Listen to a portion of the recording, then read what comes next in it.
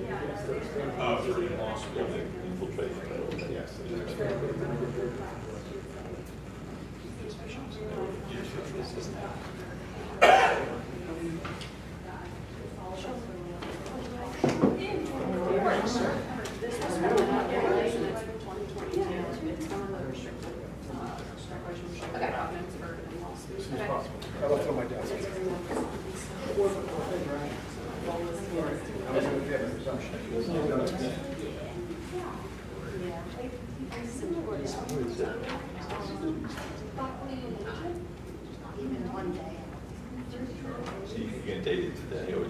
No, it's going to get dated actually the first That's not sure. Perfect. Thank you.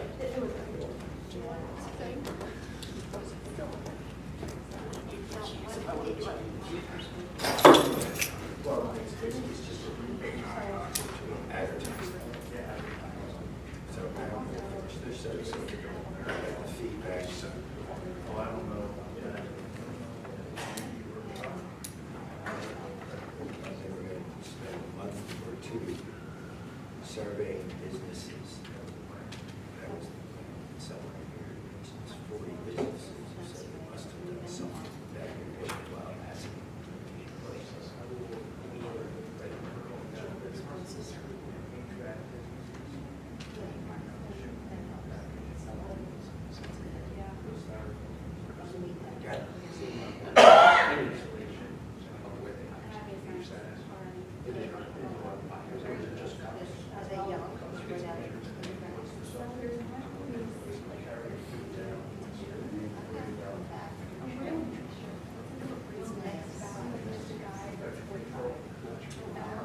Yes, I think those are all good ones. I hope you bring up at least the measures inside of things. But we sit over trying to system for cups and plates, but I don't think they are. And they cracked.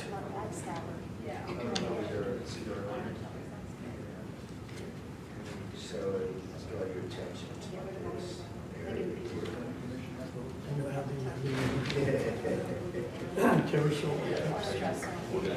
I'm laughing because the last couple of months it doesn't feel big.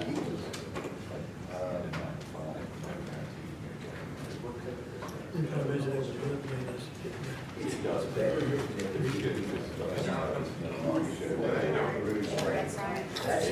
That's what they're trying to include in excavating.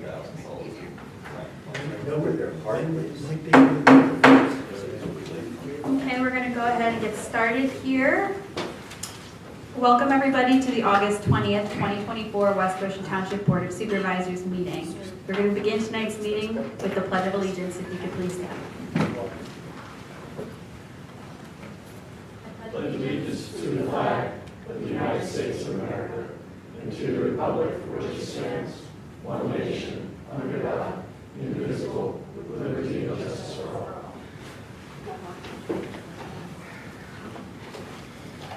Okay, just a couple of announcements before we begin the meeting tonight. First, this meeting may be recorded by third parties. We're also live streaming on the Township's YouTube channel. There are also extra copies of the agenda in the back of the room if anyone cares to grab one of those. And I also wanted to read a short statement.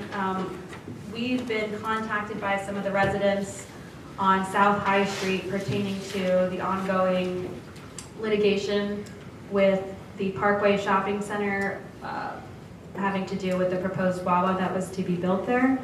And so we wanted to give a brief update as to where that is right now, so I'm just going to read this. Given the appeal filed by the owner of the Parkway Shopping Center, which is pending before the Court of Common Pleas, and the fact that the owner filed a second conditional use application, which would necessitate the board conducting a second round of hearings, the board felt it was prudent to entertain settlement negotiations with the property owner.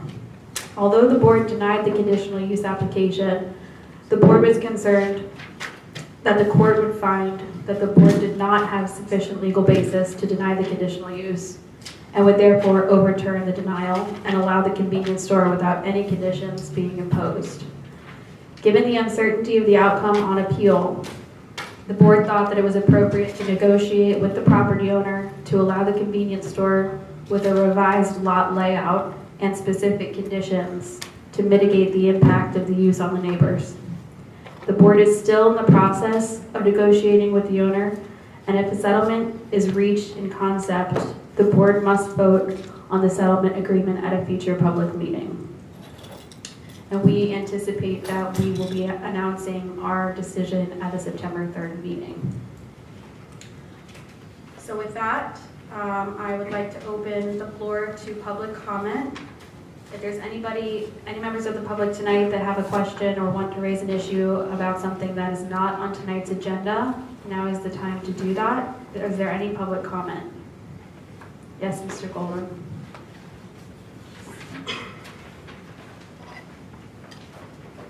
Good evening, Charlie Gold, West Goshen. 3 quick things. One, I looked back on some of the reporting, the accounting and spending reports for the last few months. I didn't see anything in there with regard to EV charging stations. Let's say money received from ChargePoint. My understanding is ChargePoint's collecting that money for the public station out here on our lot. Is there a way to go look that up? Is there any money that we received from ChargePoint, and is it recorded? I'd have to speak with our finance director.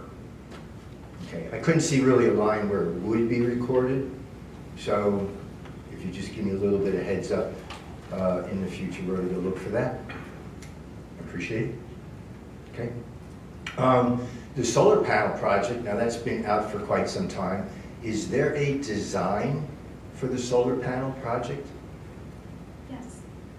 Our consultant is actively working on that, and I'll provide an update during my announcements later on in the meeting. Okay. Last one. Sean, you mentioned something about going to the public, the Aqua public meeting for water rates. Did that happen, or is that in the future? Yes, that happened. On my announcements, I'll give you an update on what happened. Okay. So coincidentally enough, our water was tested at our house today, of course, by someone who wants to sell us equipment. Just to let you know, just as far as quality goes, I don't think the quality is acceptable. The hardness of our water, which I don't have to tell anybody here, is off the scale. It didn't even register, it was so high. The chlorine is high. It's at the level that you'd want to keep a swimming pool, but it's really high for what you want in your house. The heavy metals are at 100 ppb, which is within the limit for some heavy metals, but not all. Some of the limits for some other heavy metals are much lower. And the nitrates and the pH seem okay. So I thought I'd share that with you because as they're asking for 20% increase, I really question if they're even meeting the quality standards today. Okay, thank you. Thank you, Mr. Holland. Is there any other public comment?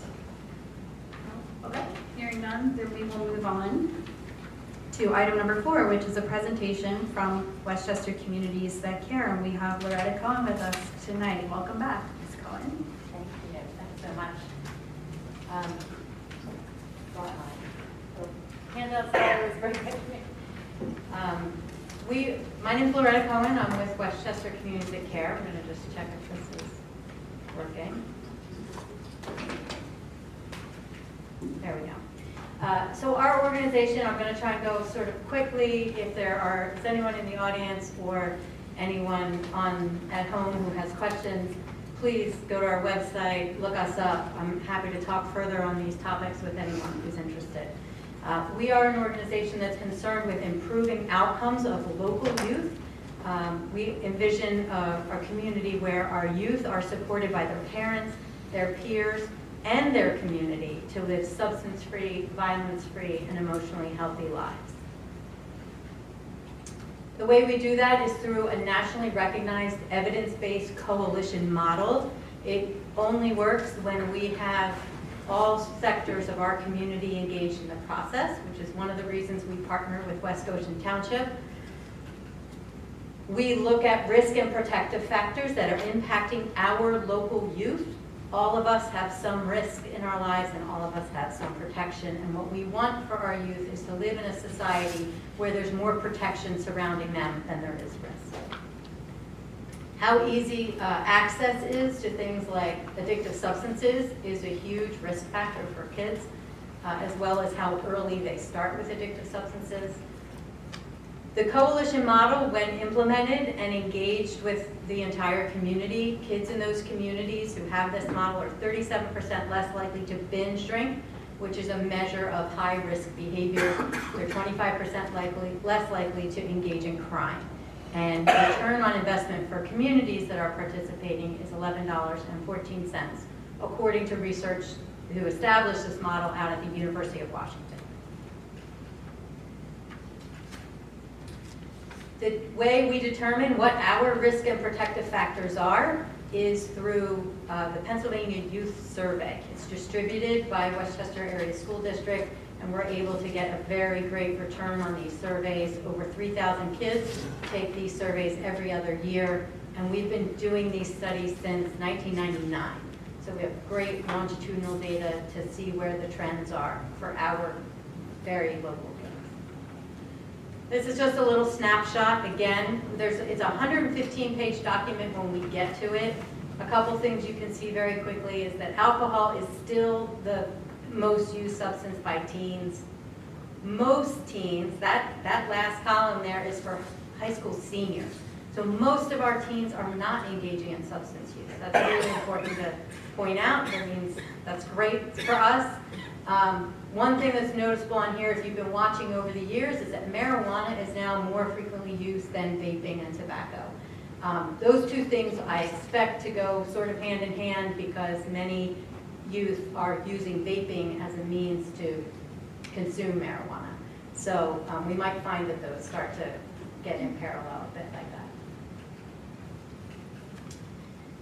This is a map of where marijuana has been legalized across our country. In Pennsylvania, it's legalized for medical marijuana, but not yet recreational. If and when that happens, people in our municipalities will have the ability to choose how many distributors there are in the area. I mentioned a risk factor for youth is how easy it is to access. And we can argue the pros and cons of marijuana all day long, and I'm happy to have a conversation with anybody about why I feel that's a bad idea. But the discussion really is the amount, how much access we're giving to our kids. And if we can control that more on the local level, then we can control how it gets legalized. So just something to consider, and if people ever want to have a sit down again and discuss more about how important access is and limiting access, again, happy to do that. Yes? How do you feel about that marijuana medical dispensary that we had approved in 2017? How do you feel about that? It's a huge topic. I mean, I personally don't understand why medicine is not going through the same system. If this is medicine, it should go through a medical structure, and the doctor should write a prescription, and you should get it at a pharmacy. I mean, I'm in the world of prevention, and when you put it down the street from a high school and a middle school, it's easier access. Yeah, More kids today have medical marijuana cards for things you just can't even imagine, and we had some opposition to that, but they felt with it, something with the state, it passed, but anyway. Again, it's something we'd love to have more conversations about. We hope that you'll weigh youth use heavily when those decisions come your way. The data is undeniable that when you legalize marijuana, youth use goes up. You can say it's not for youth, you can make a law that it has to be 21, it doesn't stop it from happening because there's more access, it's more available, it's more within our culture. and it's more accepted. So again, something to consider. As far as alcohol goes, we mentioned this just because it is the most widely used substance.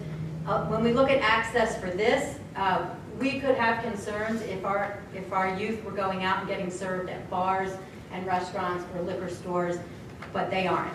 Thank you very much to our lieutenant here and everyone else on that team. We have strong laws and we have good law enforcement around that. Kids are getting it from home. And that's part of our coalition's job. Part of what we try to do is make the facts known to parents, adults in our community, so we can make good decisions based on these facts. We also are always looking at ways to discuss youth mental health. Mental health and substance use go hand in hand, and what we want to see is avenues where kids are developing strong pathways in their brains. They're going to develop strong pathways in their brain. They can learn more calculus or a foreign language, or they can learn addiction. All of that is learned easier when we're young, while our pathways are being formed. So we try to focus on 3 pillars to address these things. Our first is our community pillar, our youth pillar, and our parent pillar, parents thriving. In the community, we create public health campaigns that we ask our partners to share. That's a partnership we already have with West Goshen Township, so I'm here to say thank you, give you a little bit of update. Again, this is how we do it. We start with the data. What does that data tell us? And what public health campaign can we create based on that data that's very relevant right here? Last year, looking at depressive symptoms, we created a 3-month campaign based on connection and with an associated web page that explains why it's so important and helping people to keep these efforts top of mind. Again, more of not what not to do, but what to do. We make everything available in Spanish as well as English. One of our updates I'm really excited to tell you about is that we've been working with local youth to examine the data and come up with their own public health campaigns. This one was up on Westchester Pike and 5 Points Road.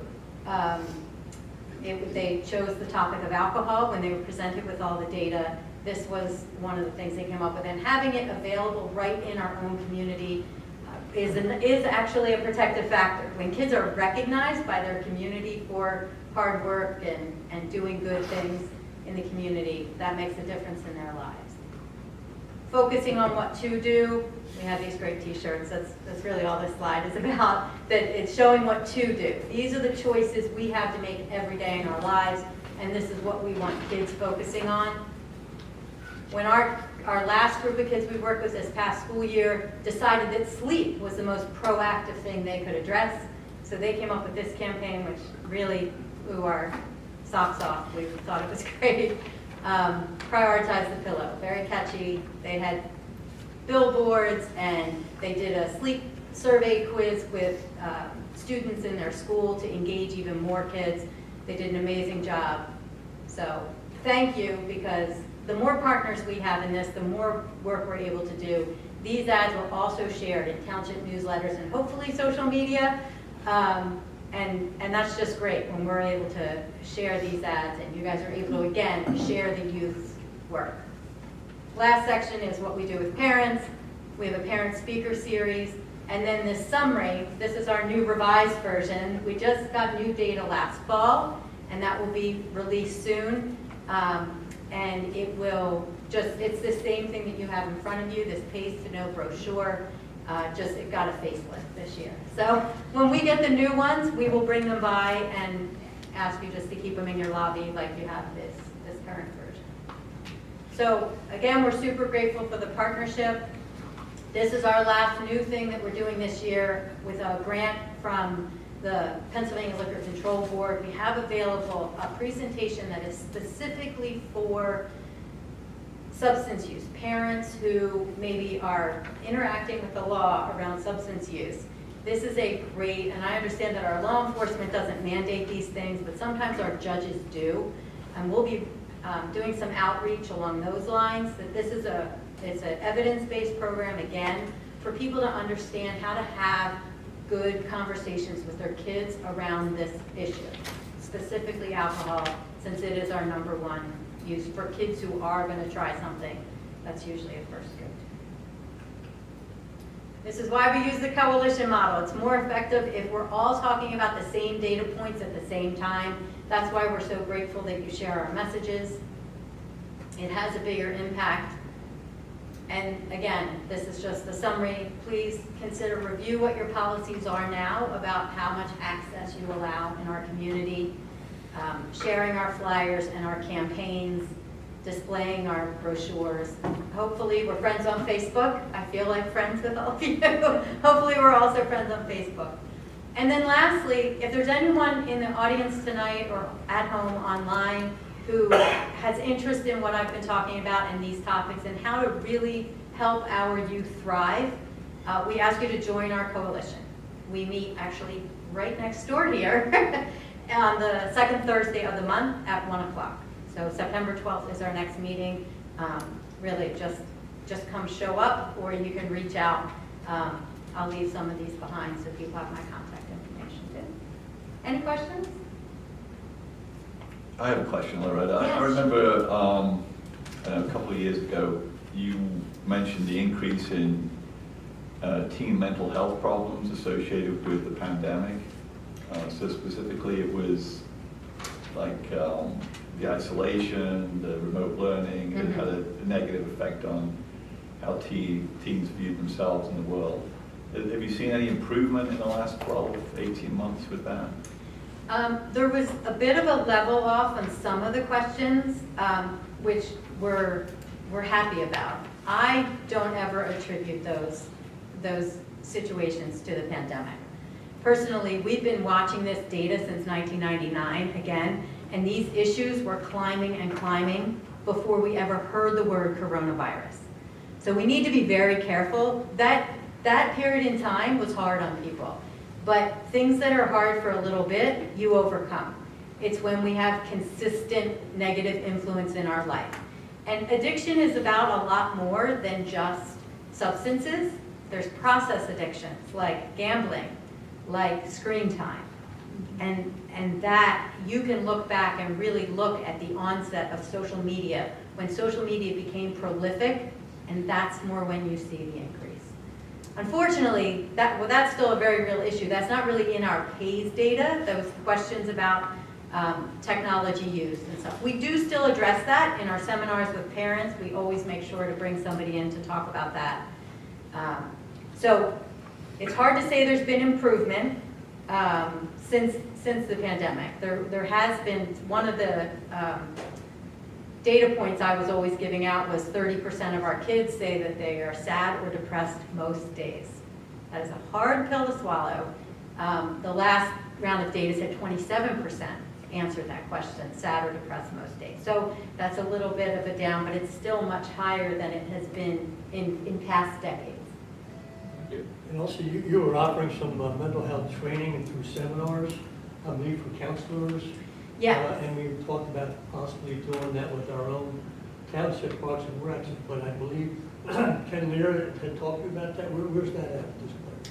I believe Ken was trying to rally several townships together to maybe do a collaborative thing where counselor leaders from multiple townships were engaged and involved in the training.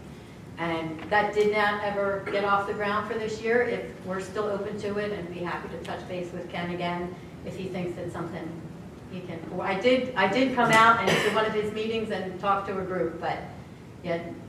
Yeah, we're willing to reach out to him, yeah, sure. Sure. What other ways does the township engage with you as part of this coalition? You mentioned about the meeting room, so you can use the meeting room here for your coalition meetings. And how else does the township assist you with your mission? Currently, you have yard signs on your property, which is very nice. We have a sign up for the start of school on the fields over at East. And we're just hoping that, with increased traffic around that area, that more folks will see that sign. That's sort of a soft summer program that we do. But we're primarily a public health campaign organization. We want to help shape our culture rather than providing a specific service to a specific family or specific team, our goal is to make sure that this data doesn't sit in a 115-page document, which is how it comes to us, and not be useful to people. Our goal is to take that data and get it out into our communities so that people can make actively good decisions based on, again, on data. Ms. Cohen also submits articles for the monthly e-newsletter that we published as well. Right, sharing those campaigns, that's a huge. Dr. Ray, did you have a question?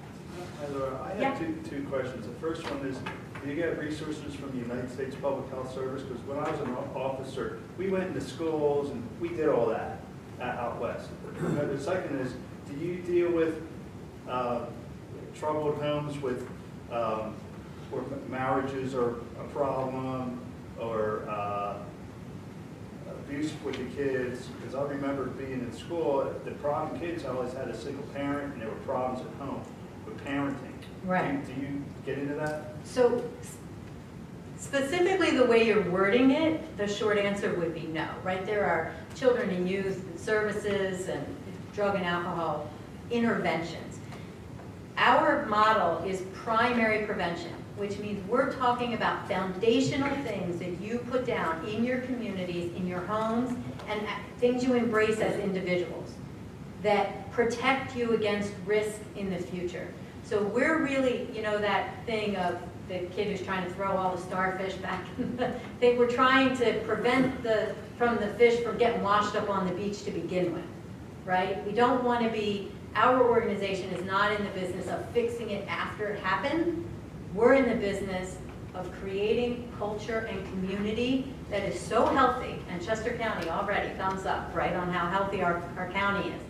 But creating communities that are so healthy that we have fewer and fewer of those families within our ranks. And do you get help from the Public Health Service, or deal with that? We get funding from Chester County Drug and Alcohol, also the Pennsylvania Liquor Control Board. We work very closely with Westchester area schools, but we are not the same as them. So they have help within the schools. They have tons of mental health resources and officers and therapists there, as well as I know support from local law enforcement. So they have a much bigger bandwidth to be dealing with specific problems once they exist. But again, that's really not our lane. We're in a very unique lane. There's not people, you know, it's one of the things I like about this organization.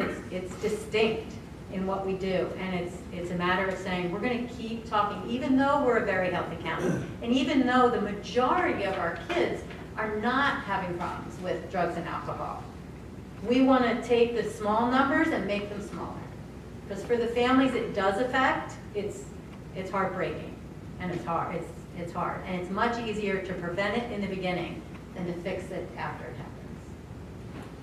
Absolutely. Are there any other questions for Loretta? I couldn't agree with you more. I think that what you guys do is very unique, which is why I'm so supportive of your organization, and the township is supportive. And we're very happy to partner with you, and always appreciative that you come here and give this presentation. And I really like that prioritize the pillow campaign. Wasn't that great? Yeah, High schooler. Everybody should prioritize. We taught them a little bit about marketing basics, and I said, quick, catchy, clever. What do you? And they Very came up with catchy, that. very clever. Very All right, well, thank you so much for coming out tonight. Yeah, That was a thank great you. presentation. I'm gonna steal one. Okay, so moving on to item number 5, which is the discussion and possible approval of resolution number 22-2024, granting preliminary final land development approval for the consolidation of 2 lots at 992 South Beaumont Street and 592 Snyder Avenue, and the construction of a new 4,500 square foot building on that new lot. Mr. Bayshore, did you want to briefly introduce this before we turn it over to Brian? Yes, Madam Chair. So before the board this evening is proposed resolution number 22-2024. This resolution would grant preliminary final land development approval for a project at 992 South Balmar Street. This is currently the site for O'Rourke and Sons Inc., which is a steel fabrication company. The plan before the board, as you noted, would consolidate 2 existing lots into 1 parcel and construct a new 4,500 square foot building on the newly created lot with a new parking area along with associated stormwater management upgrades and landscaping improvements. I provided the latest review comments from the township engineer, Mr. Kolakowski, which were dated July 24th, 2024, as well as a review letter from the township fire marshal, Andrea Testa, dated June 26, 2024. Testa did provide an update to that review letter indicating that the revised truck turning plan was provided and was found to be acceptable. As such, her comments have been addressed. This was also reviewed by the Chester County Planning Commission as required, and the plan was reviewed by the Township's Planning Commission at their meeting on August 13th, 2024, and they recommended approval. All right, thank you very much. Mr. Kolakowski, do you have any comments? Yes, the applicant and their engineer are in the audience to answer any questions you have about the project. I have reviewed the project. There are some minor items outstanding, which I did discuss with their engineer, and they've been addressed. It's just they were not addressed in time for the letter which I wrote in July. So they are in position tonight to get a conditional approval. Once they get the conditional approval, then we will work forward getting to the stage for recording. But there's nothing left in the plans that is any concern to me. Okay. All right, then does the board have any questions either for Brian or the applicant who's here tonight? I just have one question. From the review by the Chester County Planning Commission, the one issue they have is about the lighting, whether or not it's been our ordinances. Is that an issue, or you know? No, the lighting meets our ordinance. I had one question. On the resolution 22-2024 under the decision, number 6, that talks about executing a stormwater best management practice operation and maintenance agreement. I was wondering if we can add the language for the entire property, just to make sure that we're covering the stormwater. The agreement is specific to this plan, and the stormwater installed for this plan are required to maintain it per what is filed in the plan for what that is. So the agreement is operation maintenance of the stormwater structures installed by this plan. That's what it's for, is that they have to maintain it in perpetuity. If they don't, it's a standard agreement which all land developments, subdivisions, and stormwater permits get. And it's in our ordinance, it's written, it's a standard document. So it controls the stormwater. The stormwater is controlled by the design, and the agreement says that they're going to maintain the stormwater as designed and installed. Okay, so we don't need to put on there for the entire property. No, because it's recorded against the property. Okay. What are the landscaping improvements we're talking about?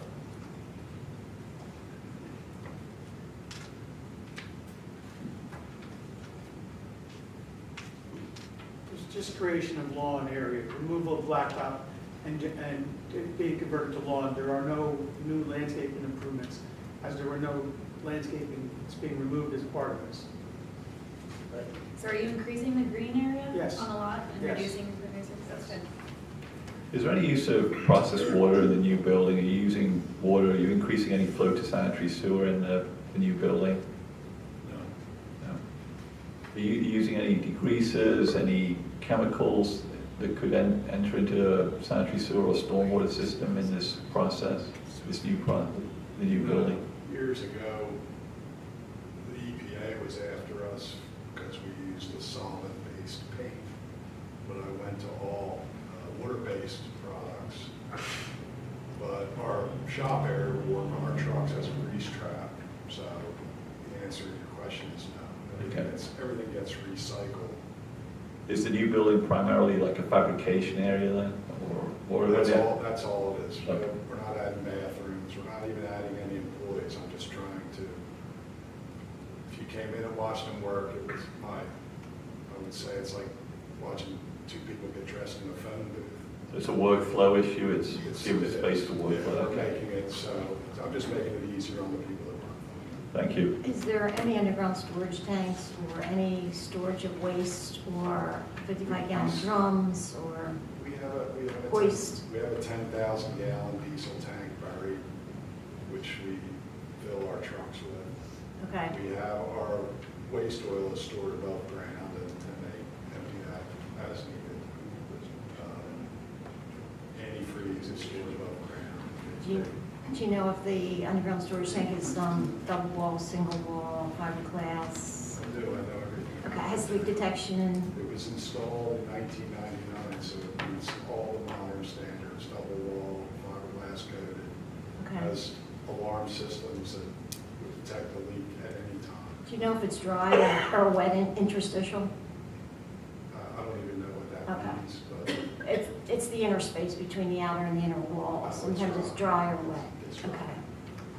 Because the brine they were eliminating, so I just wanted to see it. Okay. Any other questions from the board? I'm willing to make a motion to approve resolution number 22, 2024, granting approval for preliminary land and final land development plan and lot consolidation, two existing parcels at 992 South Fulton Street, 592 Sky Road. And you'll second, John? Okay. Are there any public comments on the motion? Okay, hearing none, then we'll take a vote. All in favor, please say aye. Aye. All opposed? Hearing none, the motion carries 5-0. Thank you very much for coming in. Good luck with your project. Thank you.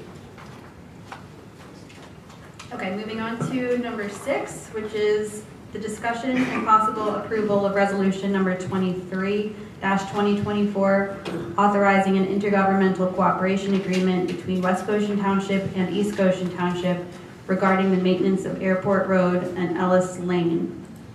Mr. Bayshore, would you care to introduce this item? Yes, Madam Chair.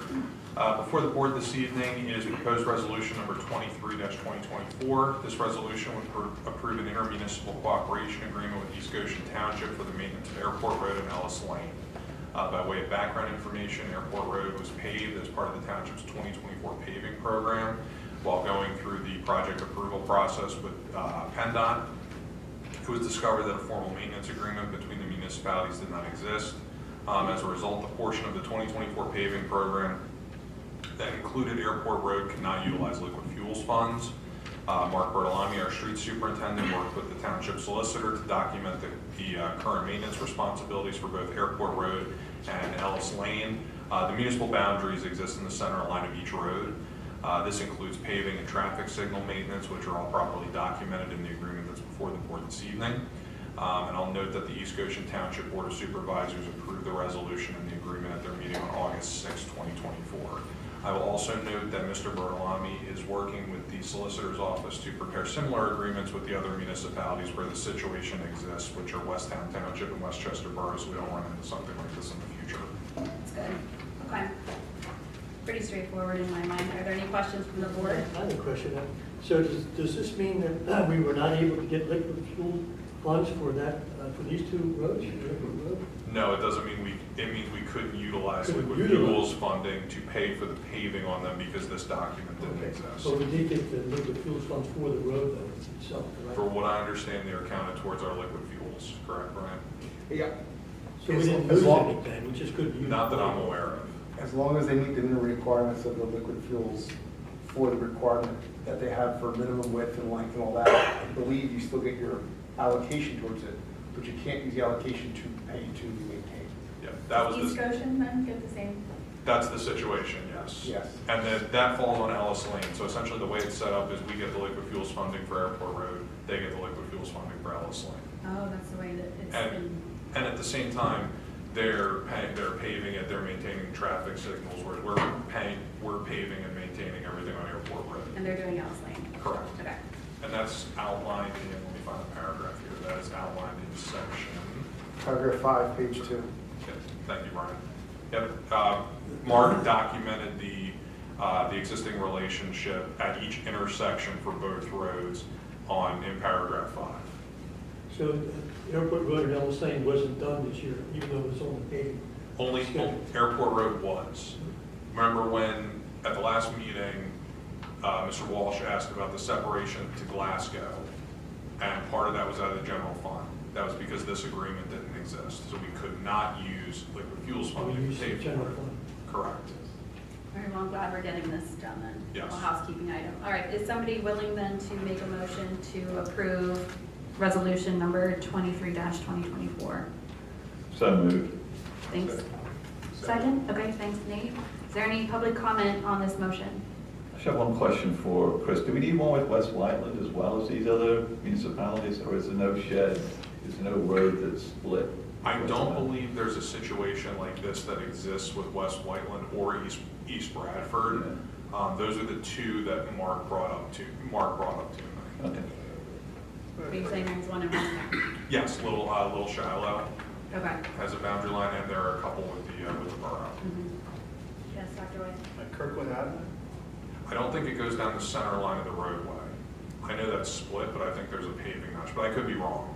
Mark would know much better than I would, but he's on vacation right now. Well, we're looking into it. At least Yep. Mark's looking into it, so Yep. we'll ask. Okay. All right, so we have a motion and a second. All in favor, please say aye. Aye. All opposed? Hearing none, the motion carries 5-0. Moving on to item number 7, which is the discussion and possible adoption of resolution number 24-2024, authorizing the submission of multimodal transportation fund program grant application for storm sewer and pedestrian improvements on Montgomery Avenue to the Commonwealth Financing Authority. Mr. Bayshore, would you like to give us the update on this?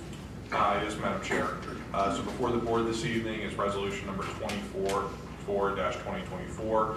This is an updated version of resolution number 20-2024 that was adopted by the board on June 4th, 2024, and authorized the submission of a multimodal transportation fund program grant application to address flooding and provide pedestrian improvements on Montgomery Avenue. As authorized by the board, Carroll Engineering Corporation submitted the township's application on July 26th. The township was contacted on August 14th by our grant analyst with the PA Department of Community and Economic Development. The grant analyst advised that the township's resolution needed to be updated to outline the specific request amount. So that is the resolution that's before the board. That is the only change that's in the document. Additionally, we were advised that the township is eligible for a waiver from the 30% match requirement, and on August 15th, we submitted a letter requesting a waiver from that requirement, and provided in the resolution is the full estimated project cost from Carroll Engineering, which is just under $1.1 million. Thank you. So, yeah, thank you to Kellyanne for reaching out to the township and informing us of this waiver that we are eligible for having. Does the board have any questions on this? Yes, everything I've ever heard about this grant never mentioned eligibility for a waiver for a township. It was always you have a 30% match. So is there something changed with the program that you were made aware of? This was the first I heard of it. She took a screenshot of the section in there. There was a little checkbox that said, are you applying for a waiver? And we said no, because I don't really know Probably why. I've never heard of a waiver. Neither have I. Never heard of a waiver for this program. Right, so it wasn't, I think, very clear as to whether we would even be eligible to say that we would want the waiver. So I think that just we put no, and then she got back to us and said, are you sure? Because you are eligible. And so we said, yeah, okay, if we are, then we'll change it. So Did the you next, state what you had to do in order to qualify for a waiver? be a municipality. Yeah. That's it? I think we just. Just ask for it. Yeah. Well, I don't know who else applies for these grants. So we- Municipalities and boroughs, I mean, who else applies for these grants? Some of these are open to like non-profits and like other kind of transportation entities may be eligible for them as well, like not like regional transportation entities. But I've never heard of something like this. I've done multimodal transportation fund grant applications before and never seen a box for a waiver from a match requirement. Maybe it's relatively new. So we put in, the next day we submitted the requested letter. Good. I'll make a motion to approve resolution number 24-2024. And I'll say that. All right, thank you very much. Is there any public comment on this motion? And just so the board is aware, I did provide the estimate of probable cost to our finance director for the 2025 budget, because if we are awarded the grant, we will have to pay for the project and get reimbursed. So we do have to allocate for it on the expense side of our budget. All right, very good. Okay, hearing no comments, all in favor, please say aye. Aye. All opposed? Hearing none, the motion carries 5-0. Moving on to item number 8, which is the discussion and possible authorization to advertise a proposed amendment to Chapter 61, Plastic Bags and Plastic Straws, of the West Goshen Township Code of Ordinances prohibiting the distribution of polystyrene containers by establishments.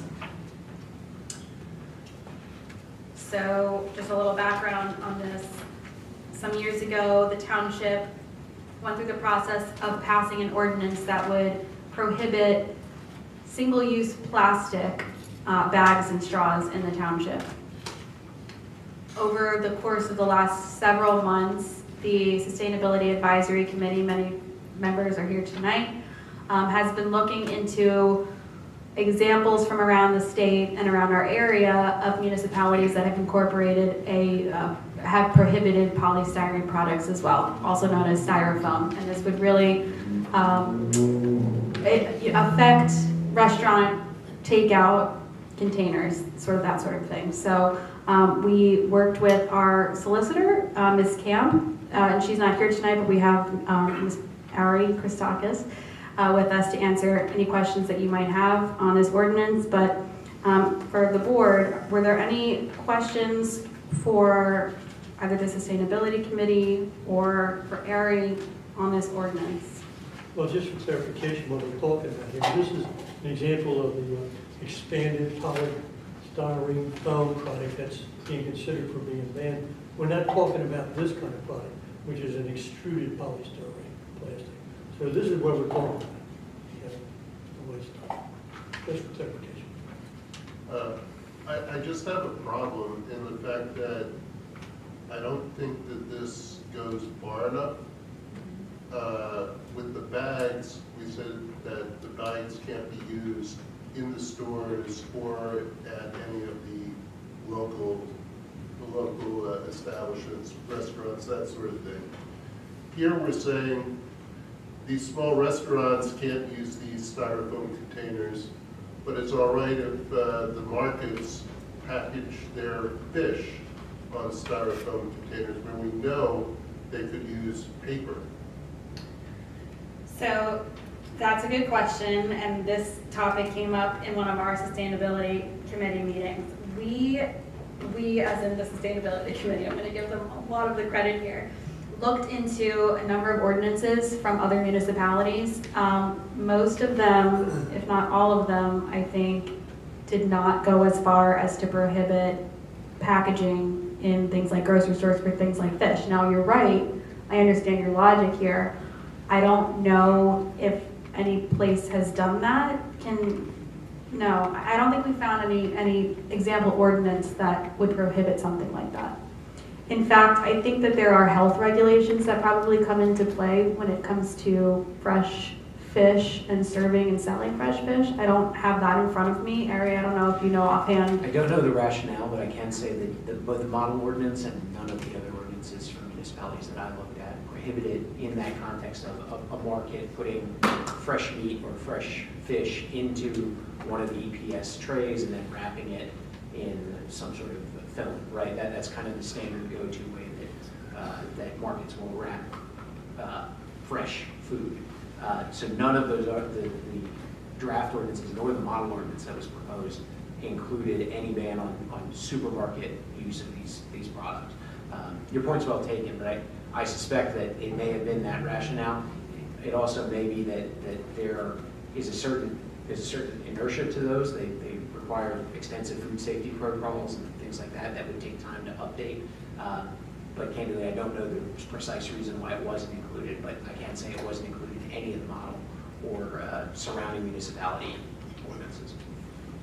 And I guess the other thing I have a problem with is we're still allowing the supermarkets, the Wawas to sell these items, the polystyrene. Correct. So I have a problem with that. I just don't think this is going far enough, and because of that, I'm not going to be able to vote for it. Okay, so we actually, that's beyond, I think, our control, dictating what the Giant or the Wawa can sell as far as products.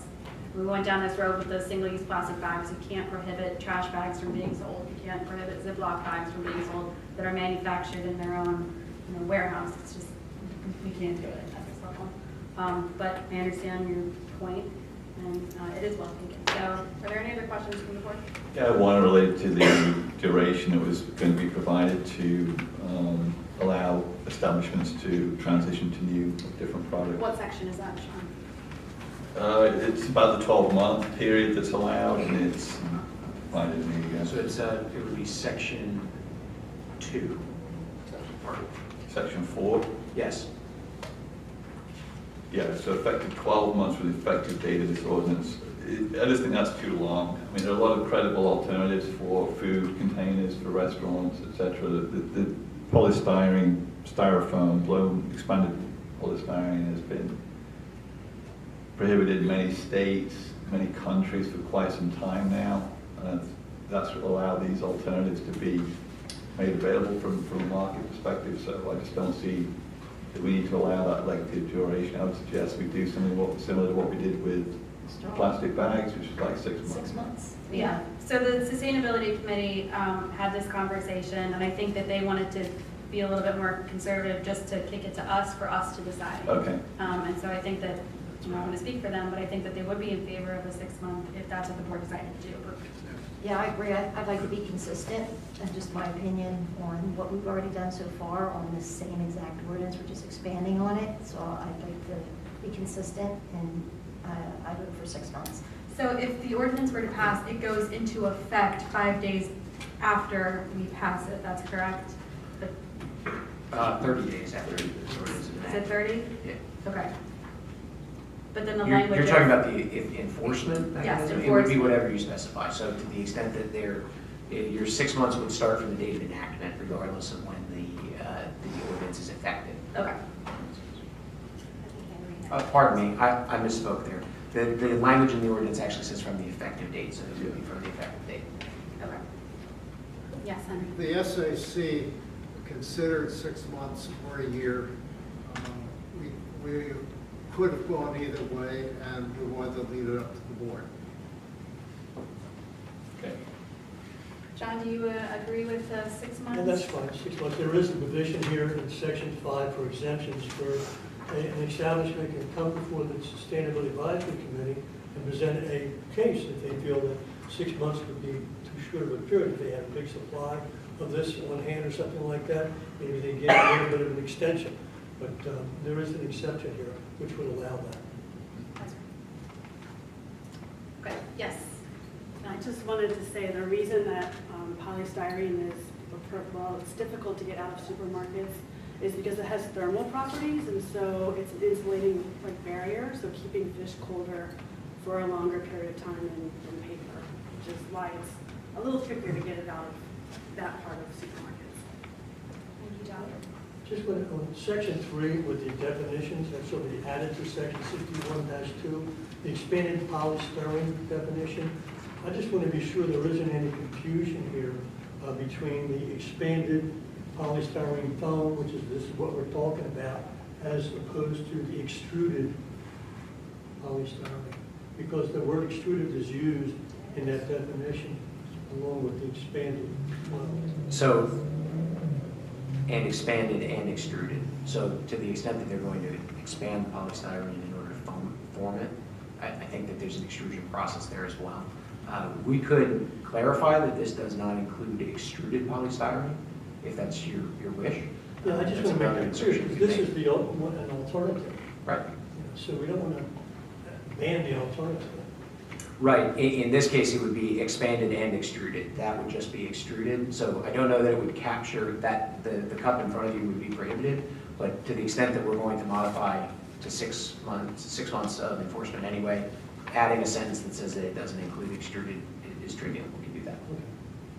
Do you think that that's going to be understood by most shop owners as, when they read the ordinance, they're not going to say, oh, well, that doesn't apply to this cup, for example?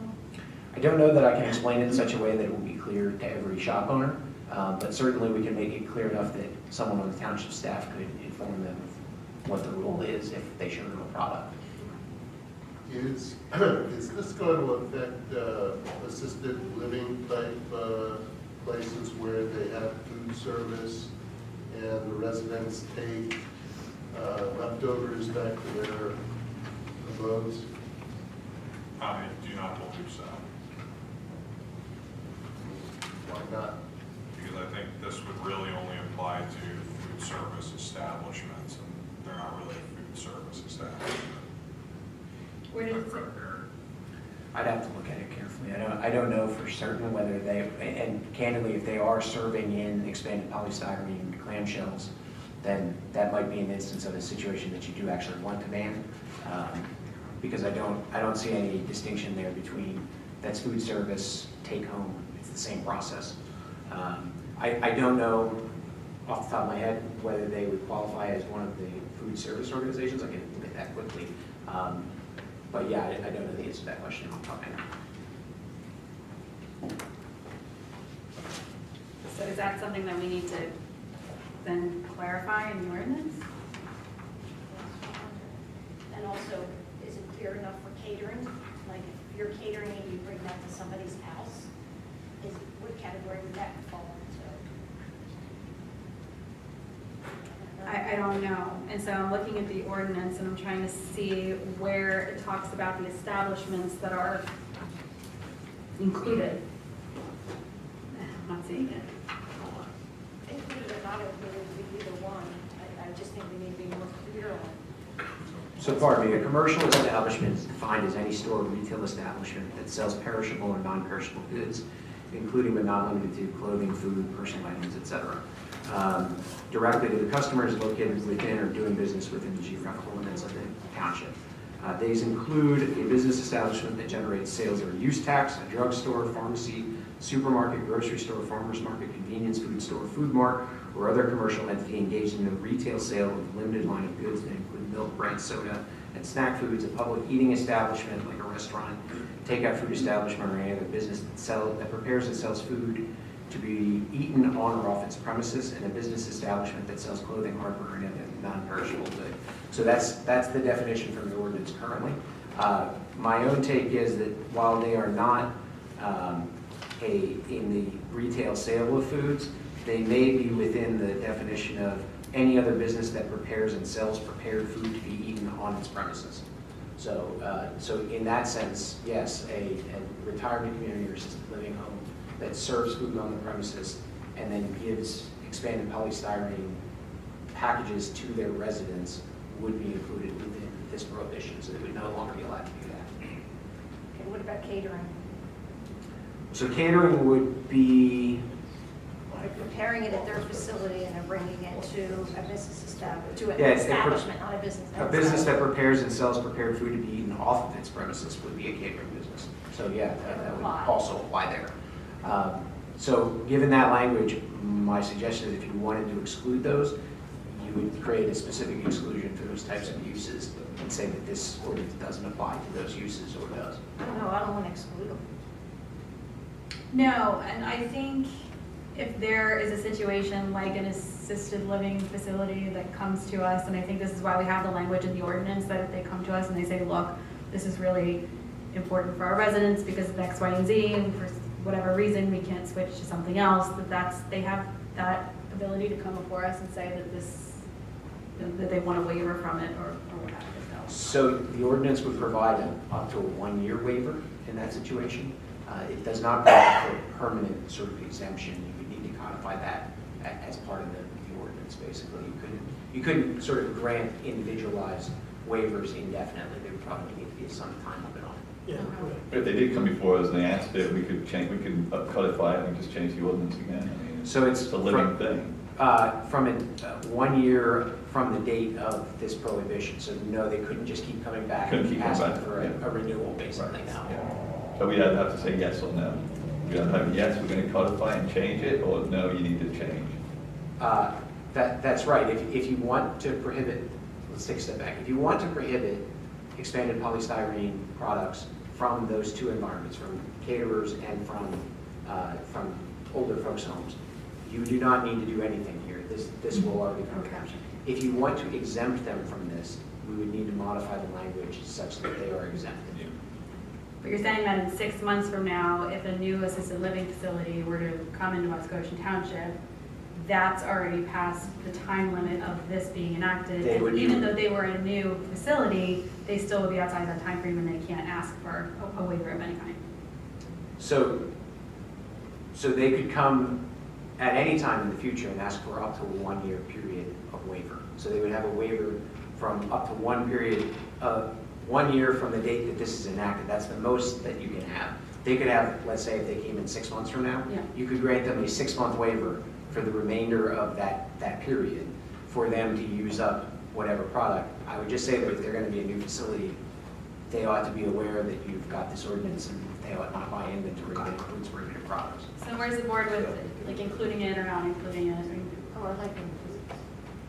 I like include. So leave it as it is, Yes. so that it captures it, yeah. I agree. That captures it. I agree. So Brian's pointed out one thing, waivers are granted by the SAC, not the board. That's where the ordinance is written, right? Yeah. That's how it's written currently for the single-use plastic bag and straw regulations. We've not seen many people come and ask for waivers for the plastic bags, right? We No. had 2 No. last year, we had 2 when we Two. first started this. Yeah. When we first started. Yeah, requests for extensions. Yeah, we had 2 businesses in 2022 that requested the exemptions under the ordinance that currently exists. Neither of them actually showed up to the SAC meeting to argue their case, so they were denied. Okay. One There's was, a Chinese place on that. and one was Dairy Queen. Well, do we want to change that Township Sustainability Advisory Committee to the Township Board of Supervisors upon recommendation of the Sustainability Advisory Committee? In other words, should the board be making that decision? I'd like to leave it in the SAC. I would. I like John's proposal that the SEC makes recommendations to whether to approve it, and the board's the ultimate decision maker. It's kind of like the buck stops here. Is that a completely separate? So that requires a modification of the ordinance to do that, but that's not a big deal. Yeah. There's I've other already got mechanisms. two changes already, so. Yeah, no, we're going to be making modifications no matter what, so to the Okay. extent that we want to add. So the SAC would make a recommendation, and then the board would make the final determination. Yeah. Is the SEC okay with that? Okay. Thought I'd check. So and then the one thing I just pointed out to Ari, the exemption language that's in the ordinance, that's before the board tonight to consider authorizing for advertisement, is pretty much the same thing as what's in the ordinance currently for the prohibition of plastic bags and straws. But it would, the way I read it, it would only be applicable to polystyrene, and right now it's applicable to plastic bags and straws, so we should just make it a catch-all for everything, since it's all one section of the code. Which is, I think, what a lot of other municipalities did. Okay. Okay. Just one last question. Was there any research done as far as other municipalities, Mr. Bishop? Seems to me like you did reach out to some other townships. So I contacted, so we got 5 examples. I contacted each of them. Euclid Township did not respond to our inquiry, but Upper Marion Township indicated that there's going into effect in the beginning of 2024, and there haven't been any real issues. There was only one business that requested an extension to use of their supply, and the businesses have complied, and they were only responding to complaints. They did provide information on alternatives for businesses to consider.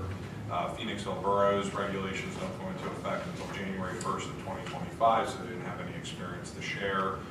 Different Township didn't report any compliance issues, but they have received some complaints but have not had to take any enforcement action against the business. Ambler Borough was the most, I would say, provided the most information.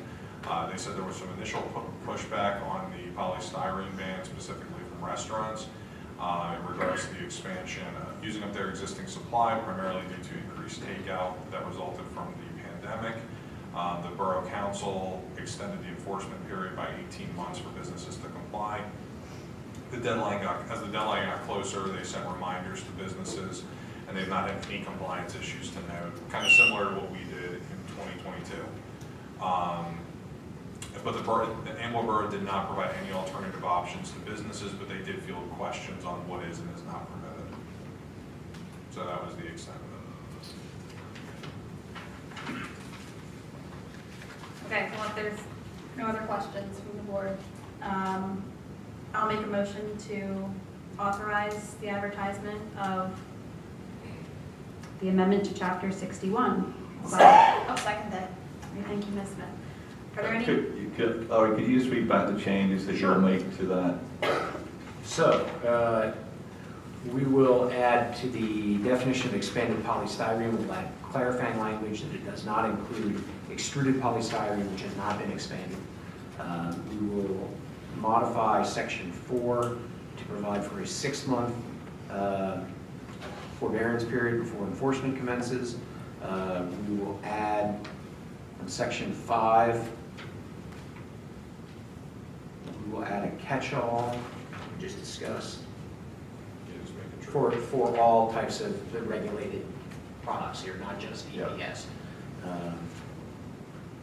And that, those are all, excuse me, and we'll also change it so that the SEC provides a recommendation and the board makes the final determination. Thank you. So then I want to just modify my motion to include those changes. Can you second? And I second that. Okay. Are there any public comment on the motion? Right here.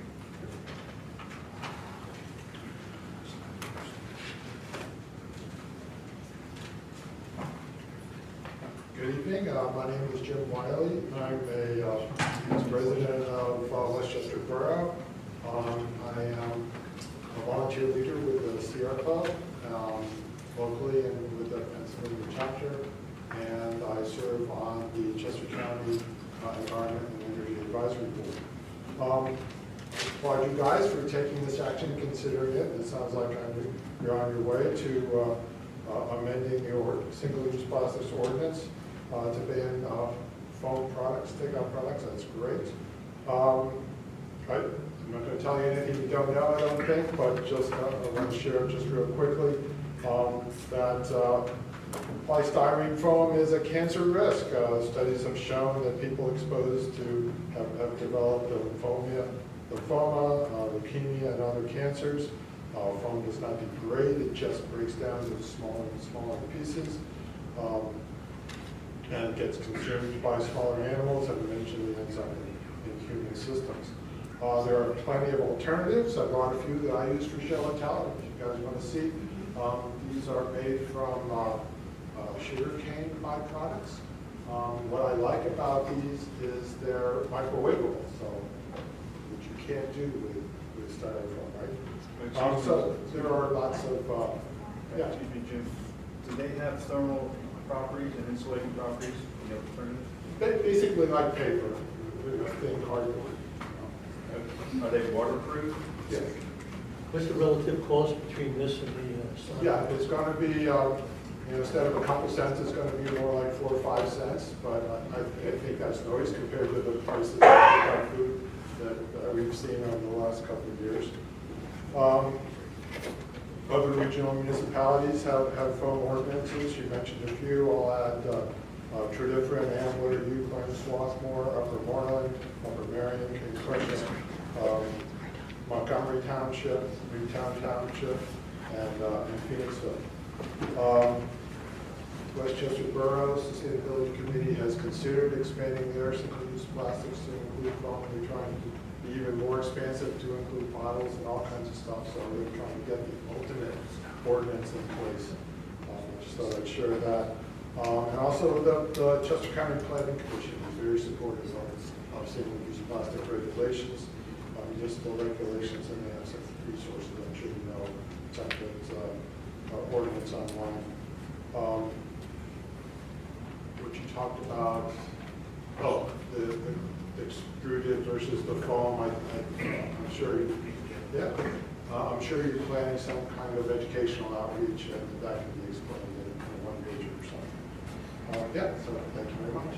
Thank you. Thanks for your feedback. Other comments? Mr. Golden? I'm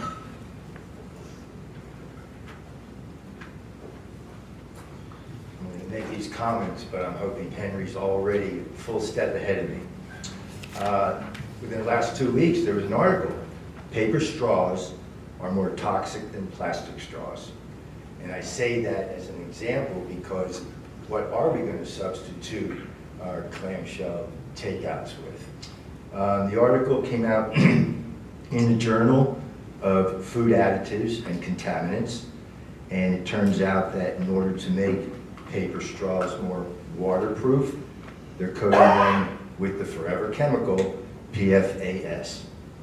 And I don't know if the U.S.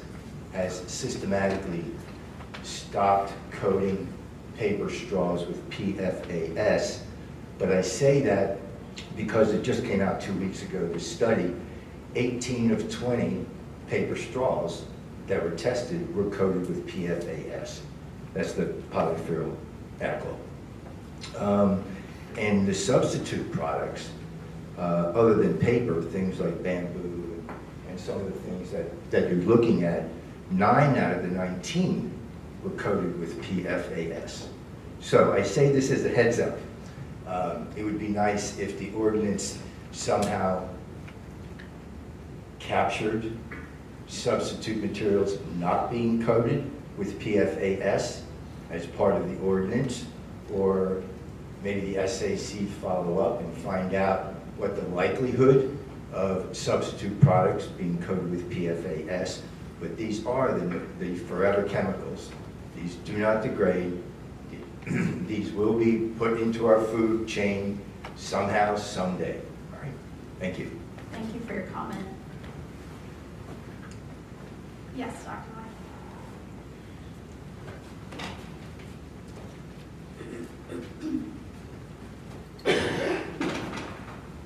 Good evening, Doug White, West Goshen. Are there exemptions for medical dental uses, such as for insulation, transporting cold products, personal products, things like that? Yes, so. Yes? So the ordinance doesn't apply to medical. Because a lot of, some of our products are shipped cold and they're in styrofoam coolers. Right. It only applies to items that meet that definition of commercial establishment. Which medicals do not. Okay, so shipping and packing is not okay. And I ask why not. The ordinance says takeout. So if you go in and eat and you need a box like a doggy bag, is that, and they give you the clamshell styrofoam thing, is that still apply here? Yeah, it's still for transporting food. Okay, so just a suggestion, maybe that practical, cost-effective substitutes could actually be named in the ordinance. You wouldn't name that in ordinance, you would name it as kind of like a educational item, like we put out for the businesses with the plastic bag and straw bin. So I would imagine that the SAC will take similar steps like they did with that ordinance.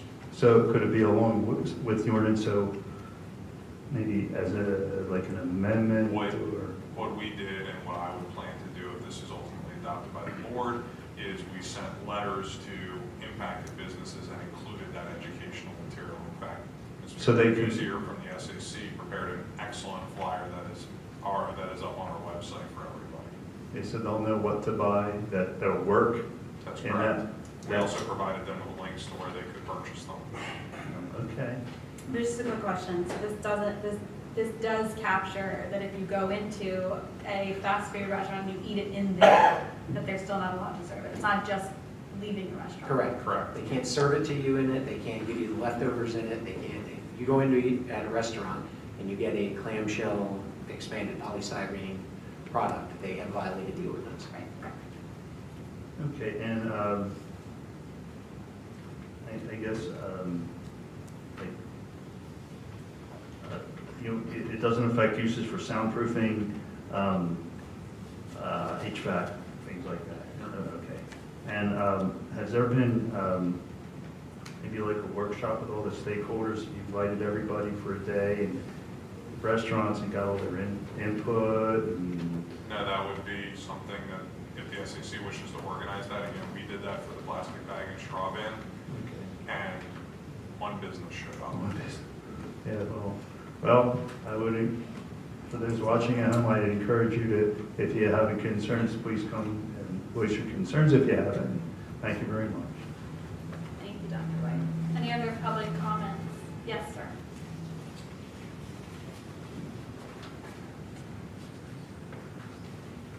Good evening, my name is Scott Bailey, 5 Peaceful Lane, West Goshen. Good evening to the board and the Sustainable Action Committee. As a longtime resident of West Goshen Township, I am glad to have the SAC working to help preserve the qualities of life here, and a board of supervisors willing to provide the leadership necessary to make that happen. I'd also like to thank Christopher Bayshore for his work polling neighboring municipalities regarding this issue. I'm in favor of his proposal to do what we can. Now until Pennsylvania joins the 12 other states that have already passed bans on this disruptive substance. Thank you. Thank you very much for your comment. Any other comments tonight? Okay, hearing none. Would somebody like to make a motion? We already did. Gina said. Yep, then let's go ahead and take a vote. I'm tired. Let's go ahead and take a vote. All in favor, please say aye. Aye. All opposed? No. Thank you. Motion carries 4-1. Madam Chair, this will be on the agenda for the board's consideration on September 3rd. Thank you. Okay, moving on to item number 9, which is the discussion and possible approval of an update to West Goshen Township's policy pertaining to requests under the Pennsylvania Right to Know law. Mr. Bayshore, would you like to introduce this one? Yes, Madam Chair. So before the Board of Supervisors this evening is a proposed update to the Township's policy pertaining to requests under the PA Right to Know law. This is based on recent final determinations that have been issued by the PA Office of Open Records, which has resulted in a recommendation coming from the Township Solicitor's Office to update our policy for requests under this law. I provided a copy of the policy provision for the Board's review, and while it's not too dissimilar from the Township's current policy, the update would address the following items. Require that all requests submitted be submitted in writing and be on the designated form.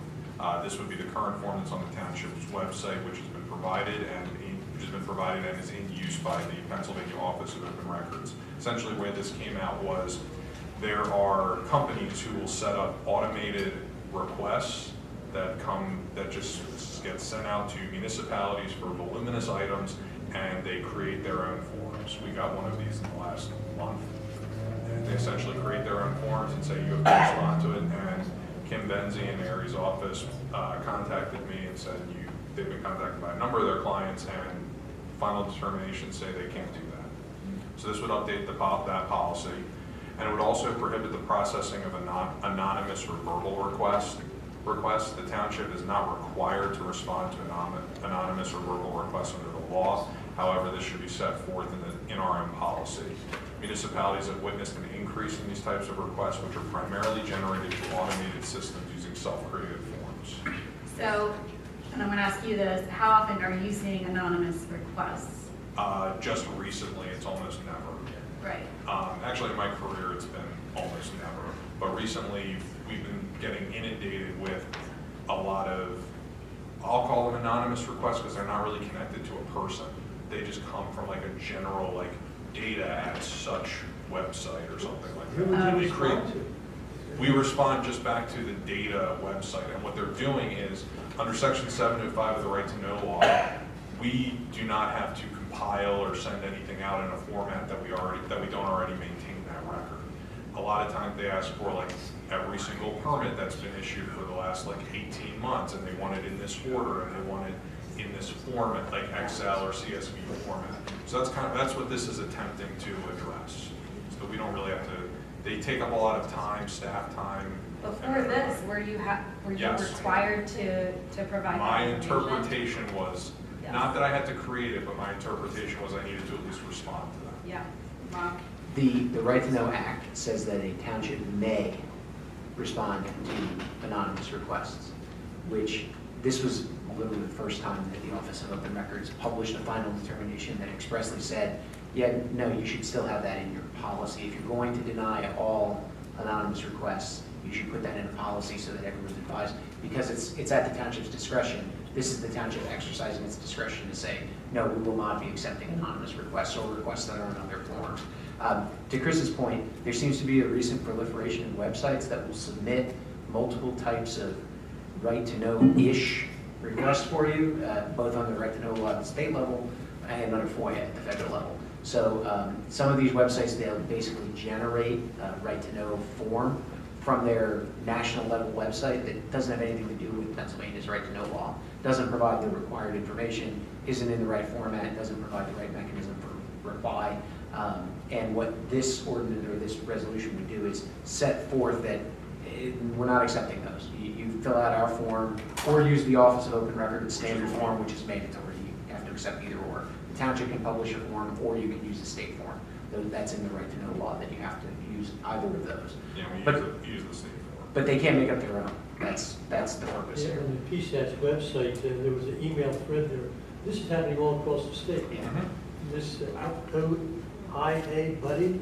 Yeah, FOIA Buddy. Yep, we got hit with one of those. Yeah, that's the organization whose request led to the final determination that basically allowed OOR to clarify to everyone, do these things and you don't have to address anonymous requests like the ones from FOIA Buddy.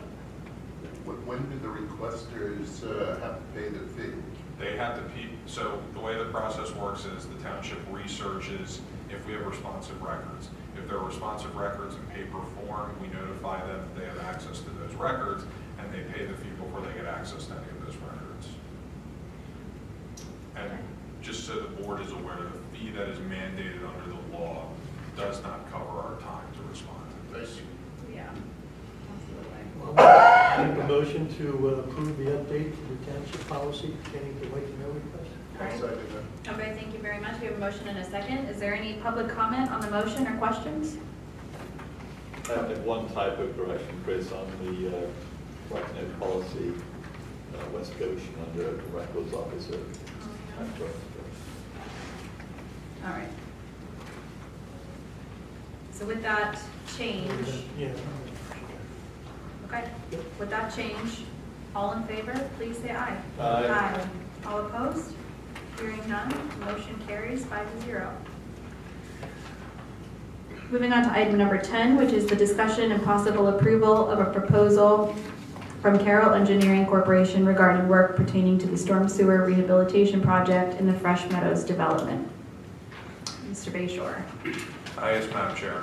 So before the board this evening is a proposal from Carroll Engineering Corporation for work associated with the storm sewer rehabilitation project in the Fresh Meadows development.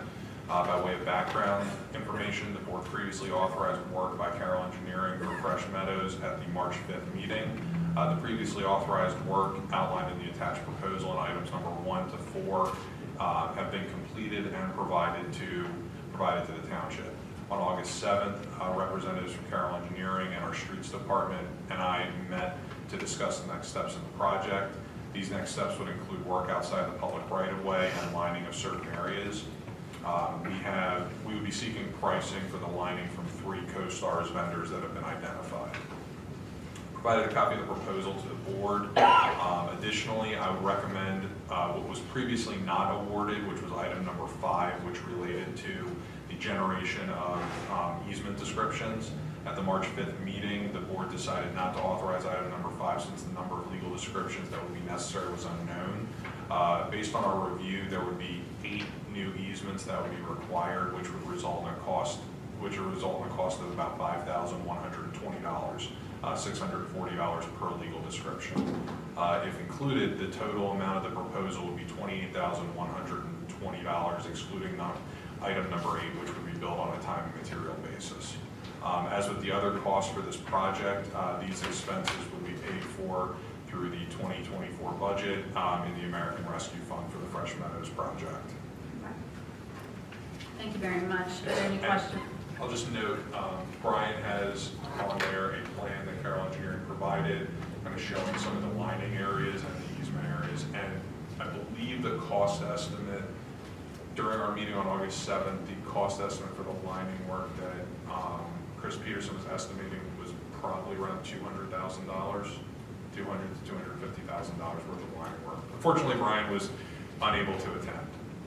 But that was what Chris Peterson was estimating, just in looking at it. Okay, so this is all coming out of the American Rescue Fund. That is correct. I'm just curious, Vern, why, it's not that old, why would this The neighborhood was corrugated metal pipe that was installed improperly, so it be wasn't, installed improperly? it wasn't bedded in stone, it was just bedded in the ground. So wet, when the outside wet, the inside had rotten out. And that's what we found with a lot of the CMP projects that we've been doing. Is there any other projects that the installation was improper that you know of in other areas? I'm sure anything that's older that was installed with corrugated metal pipe was not vetted properly. So we probably have, and that was what the whole premises of the study that HRG did with the Army Corps, was to try to figure out where our corrugated metal was. So is there a lot of other areas, you think? Yes, Yeah. yes. Have to be This was addressed? one of the worst areas that they found, and it was an area that we were able to attack quickly. That's why we did it, because of the ARPA funds. Right, that makes sense. Has the piping that they're considering to line been scoped? The piping they're considering to line is in a couple places. This is the pipeline, gas pipeline easement. They're proposing to line across that easement because of all the requirements and all the issues of trying to cross that. I believe all those pipes have been scoped, so they know the condition of them, that's why they know they can line them. The area they're talking about for the easements is in the lower portion down here, where it's the wetter portion, the lower portion, and they're in backyards. And the condition of those pipes will not allow them to be lined. So do we know if we're going to be able to get those easements? No. Well, we don't know, but the easements were outlined on the recorded subdivision and land development plan for the Fresh Meadows development back in the 80s when it was constructed. So there are locations of where the easements were to be done on the original land development plan, but there's no corresponding separate easement document like we got for like the Glen and Sullivan project and Ravens Lane project. So there's nothing that ties back to the specific properties when you search for recorder of deeds. We had the solicitor's office look to see if there were separate easement documents or anything mentioned on a deed, and we couldn't locate anything. We went back as far as the 90s. So then how does that work? Are we just going to talk to the homeowners and see if they're willing to grant us access? Same exact process we used with Glen and Sullivan and the other stormwater projects we've done. Yeah, the easement is, quote, is recorded because it's on the plan, but there's never a document recorded that follows title. Right, okay. And there's not And any. that was standard practice back in the 80s and even probably early 90s. You put it in the plan, you never got a document, just the plan controlled it. Yeah, there's no real meets and bounds of anything because they're not really defined on the land development. So let's say one homeowner decides not to grant access. How does that affect a project like this? In the event that a homeowner, we may have a fight about whether there is an easement or not already. What we're really talking about is memorializing the easement right that already exists. Okay. So, so from that perspective, I don't know that they can completely hold out, but they could carefully negotiate the terms and those sorts of things. Okay. Take their time signing it, that kind of thing. Right. And for these pipes you're considering to reline or be lined, do they need to be battened down first before they do the lining? Yeah, they will flush and clean the pipe before they line. Part of the process. Yes. But the reason that the lining is important because of the proximity to the gas pipeline. Gotcha. No, sure, it's a safety issue. So Chris, the number you quoted for the lining work in Fresh Meadows is $250, I think you just said, right? That was Chris's estimate, kind of back of the napkin kind of estimate, looking at the amount of areas in there. Yeah, so it's a little bit less than we had allocated when we looked at the mid-year budget review for ARPA funds. That's correct. How much So do we allocate? About 340, something like that.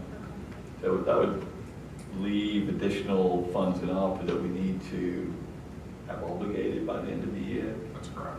So we need to kind of make sure we have other projects that we'll be awarding contracts to before the end of the year that can consume that.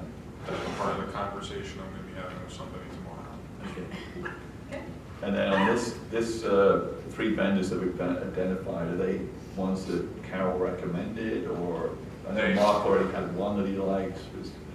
How do we select the 3? Well, there was, I believe it was Snyder Environmental, who he got the proposal from earlier this year for the area to the north when the gas line issue first arose. There was a vendor from PSATs that he did reach out to earlier in this year to get an alternative price, but they never responded to him, so he's going to follow back up with them. Yeah. And then the third was Mr. Rehab, who I believe Yeah. the sewer authority. He's did excellent. forward It's through. excellent company. The second one you mentioned was a contact I gave Mark, I believe actually out in western Pennsylvania, so it may not be something there, maybe too far away from there. I think as long as, I want him to, the conversation I had with Mark was, let's do our due diligence and try and get our pricing, and if someone doesn't respond, they don't respond. Okay. Are we in a position to be able to go out to these vendors now with enough detail from Carol to get them to give us firm pricing, or is there more work still required? I can talk to Chris, who's away for the next 2 weeks. I can speak to him about that. He seemed pretty confident that we could get something under contract by the end of the year. But I'll talk to him when he gets back in 2 weeks. Thank you. All right, any other questions from the board? Is someone willing to make a motion to approve the proposal from Carroll Engineering regarding work in the Fresh Meadows development? So moved. Second. Okay. Any questions from the public on this motion? Okay, hearing none. All in favor, please say aye. Aye. All opposed? Hearing none, the motion carries 5-0. Which brings us to item number 11, which are the reports for the month of July 2024.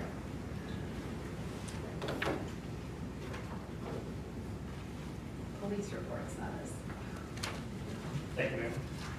Lieutenant Greg Ezio, on behalf of Chief Carroll tonight, the West Goshen Police Department, we answered 2,141 calls in the month of July 2024. Parsing that out a little bit, we answered 45 alarm calls, 4 of which were validated alarms. We responded to 56 accidents, 14 of which were considered reportable accidents. And the officers traveled a total of 22,093 miles during the patrols and responses to calls. We continue our efforts for traffic safety in the township. Throughout the township, however, we focused on multiple roads where we've had reports of issues, to include Warren Road, Snyder Avenue, Five Points Road, Owen Road, the 322 bypass, Rosary Lane, Taylor's Mill Road, Sunset Hollow Road, and Falcon Lane. And then in addition to the officers' duties, they also continue their focus on training. In July, I have a list here, however, some highlights off that list are officers attending Red Dot Site Instructor School, pistol manipulation education for deadly force encounters, the FBI's National Academy National Conference, and specialized training for cell phone investigations in the Detective Division. Thank you very much. Are there any questions from the board? I have a couple of questions. On July the 9th, the department, along with Westchester University Police Department, responded to a shooting, and also looks like Rico did as well.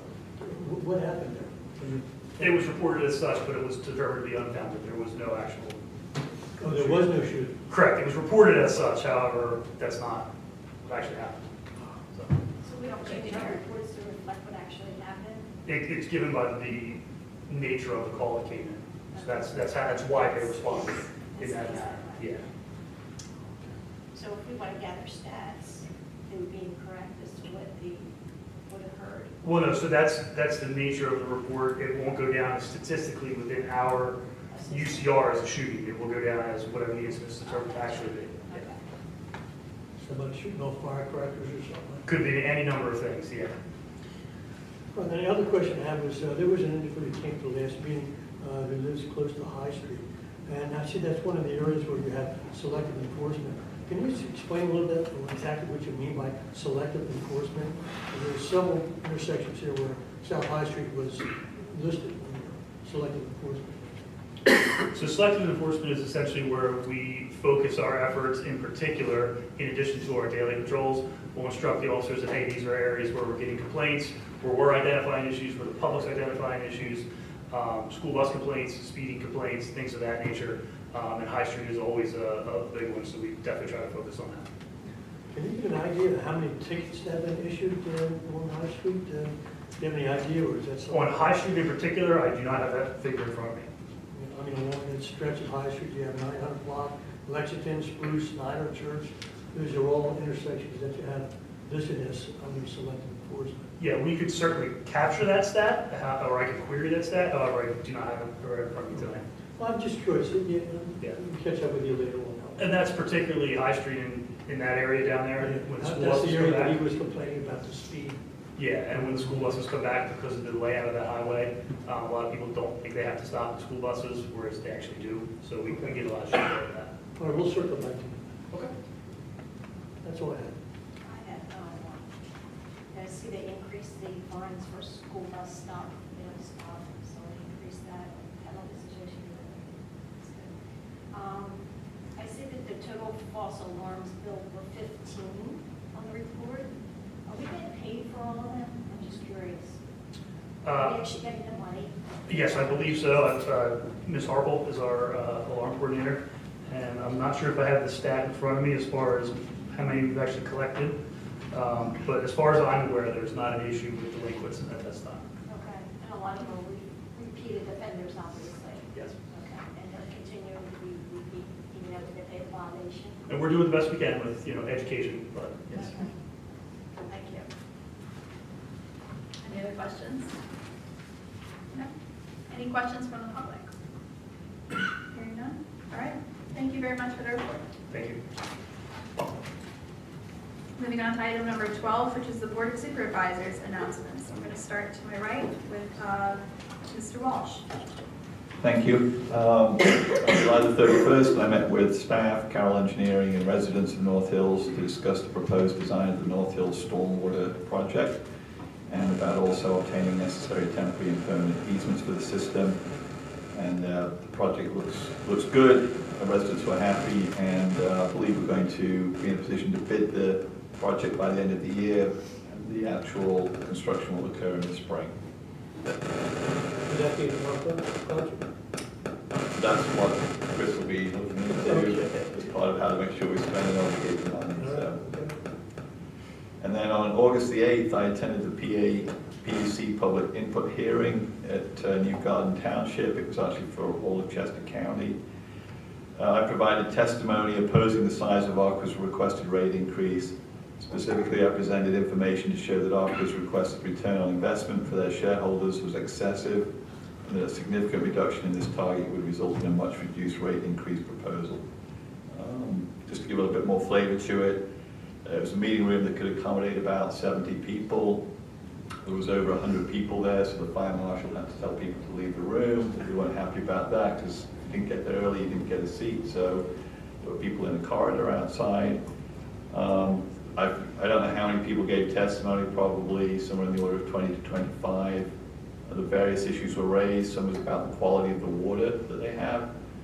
Obviously, most of it was about the size of the proposed increase, and a lot of concerns about how the PUC manages ARCA and these requested increases in general. So it was very interesting to listen to people, and I hope that the administrative judges that were conducting the process take residents' concerns into account, and they will be the ones making a recommendation to the PUC board ultimately. So. Sean, were our state representatives present at that? Senator Kane made a statement, and House Representative Christina Sappi made a comment there as well. And I believe our House Representative, Mr. Piali, has provided a written testimony to the PUC. Okay, very good. All right, Mr. Hellman, any announcements? Yes, Wednesday, July the 17th, I met along with Nate Woolman, Mark Tully, Superintendent for Streets Department, and we discussed current and planned projects of the Streets Department staff. And Monday, July 22nd, participated in a tour of West Goshen Township along with Gilmore Associates, the consultant firm who were hired by the township to revise the zoning ordinances. And then on Wednesday, July the 24th, I attended the conditional use hearing for the temporary housing that's being proposed by Westchester University. Throughout the week of July the 29th to August the 3rd, I attended the Goshen Fair. And on Wednesday, August the 14th, I participated and testified in a telephonic hearing hosted by the PUC regarding proposed ARCA rate increase.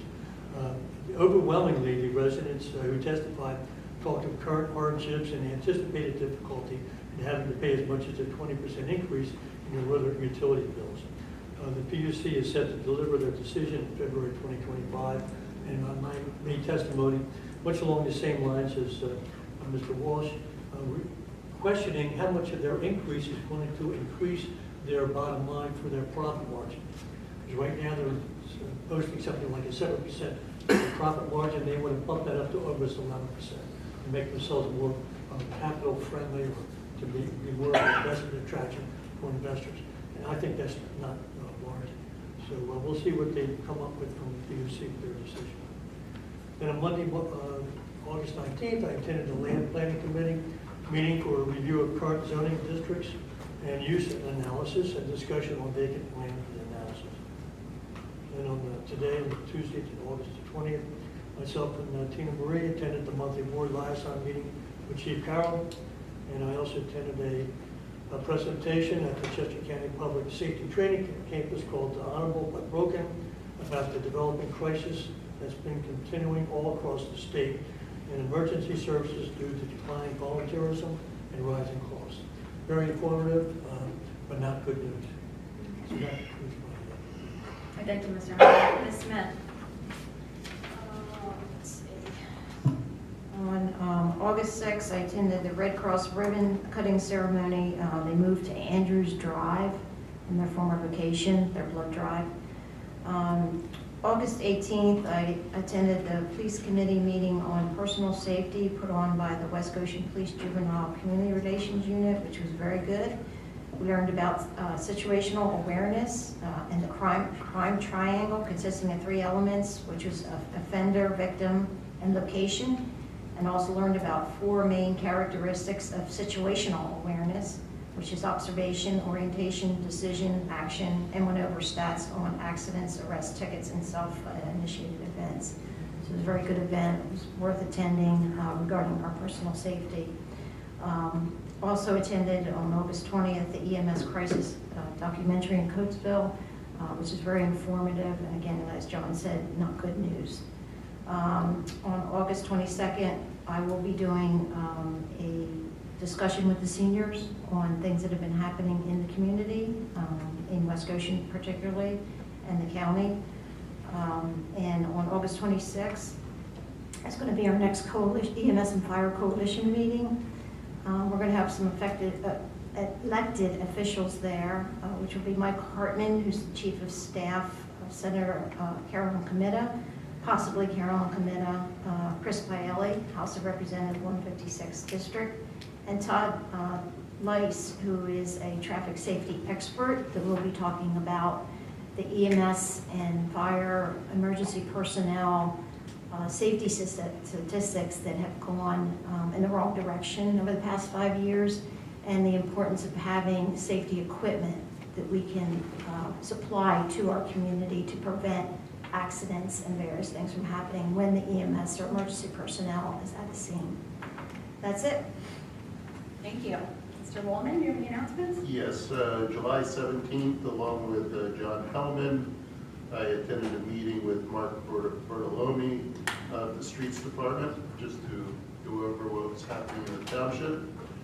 July 25th, I attended the Historic Commission meeting. July 31st, along with Sean, I attended the North Hill project dealing with their water issues. August 6th, I attended the ribbon cutting of Westchester Area Red Cross that has relocated to West Goshen. August 7th, I attended a Zoom meeting that dealt with the Pennsylvania State Transportation Advisory Committee's panel that was discussing e-commerce. And August 20th, I attended the Honorable But Broken EMS and Crisis at the Public Safety Training Campus in Coatesville. That's it. Well done. Okay. Thank you, everybody. I have a couple of questions. I love how involved our board is. Bravo to everybody for all the things that you go to. I was at a couple of them with you. And I hate to put you on the spot, Chris, but I do have a couple questions. You know how we were working with Stroud Water Research to do, well, they had proposed to do those plantings. Have we been in touch with them? Yes, we actually got an email. I sent an email to Callan Wiley over at Stroud, and we actually just got a response yesterday. They appreciate passing on the material. I'm just reviewing what she. I know, like I said, I'm sorry putting you on the spot. You Not a can, problem. She said we can still proceed with the planting with the wetlands information. The species selection around those areas specifically will have to be intentional. I'm looking at species like maples, river birch, sycamore, swamp white oak, and sweet bay magnolia as the primary plants that will be used in those areas, all of which are wet soil loving and grow relatively quickly. We should be in good shape for spring of 2025. She'll just need to make sure that they have good upland species for the hillside. That was the response I received yesterday from Callum Wiley, who's been our contact with them. thank you. Just wanted to make sure that they were aware of the wetlands issue. That's really good. I was copied as well. Oh, good, okay.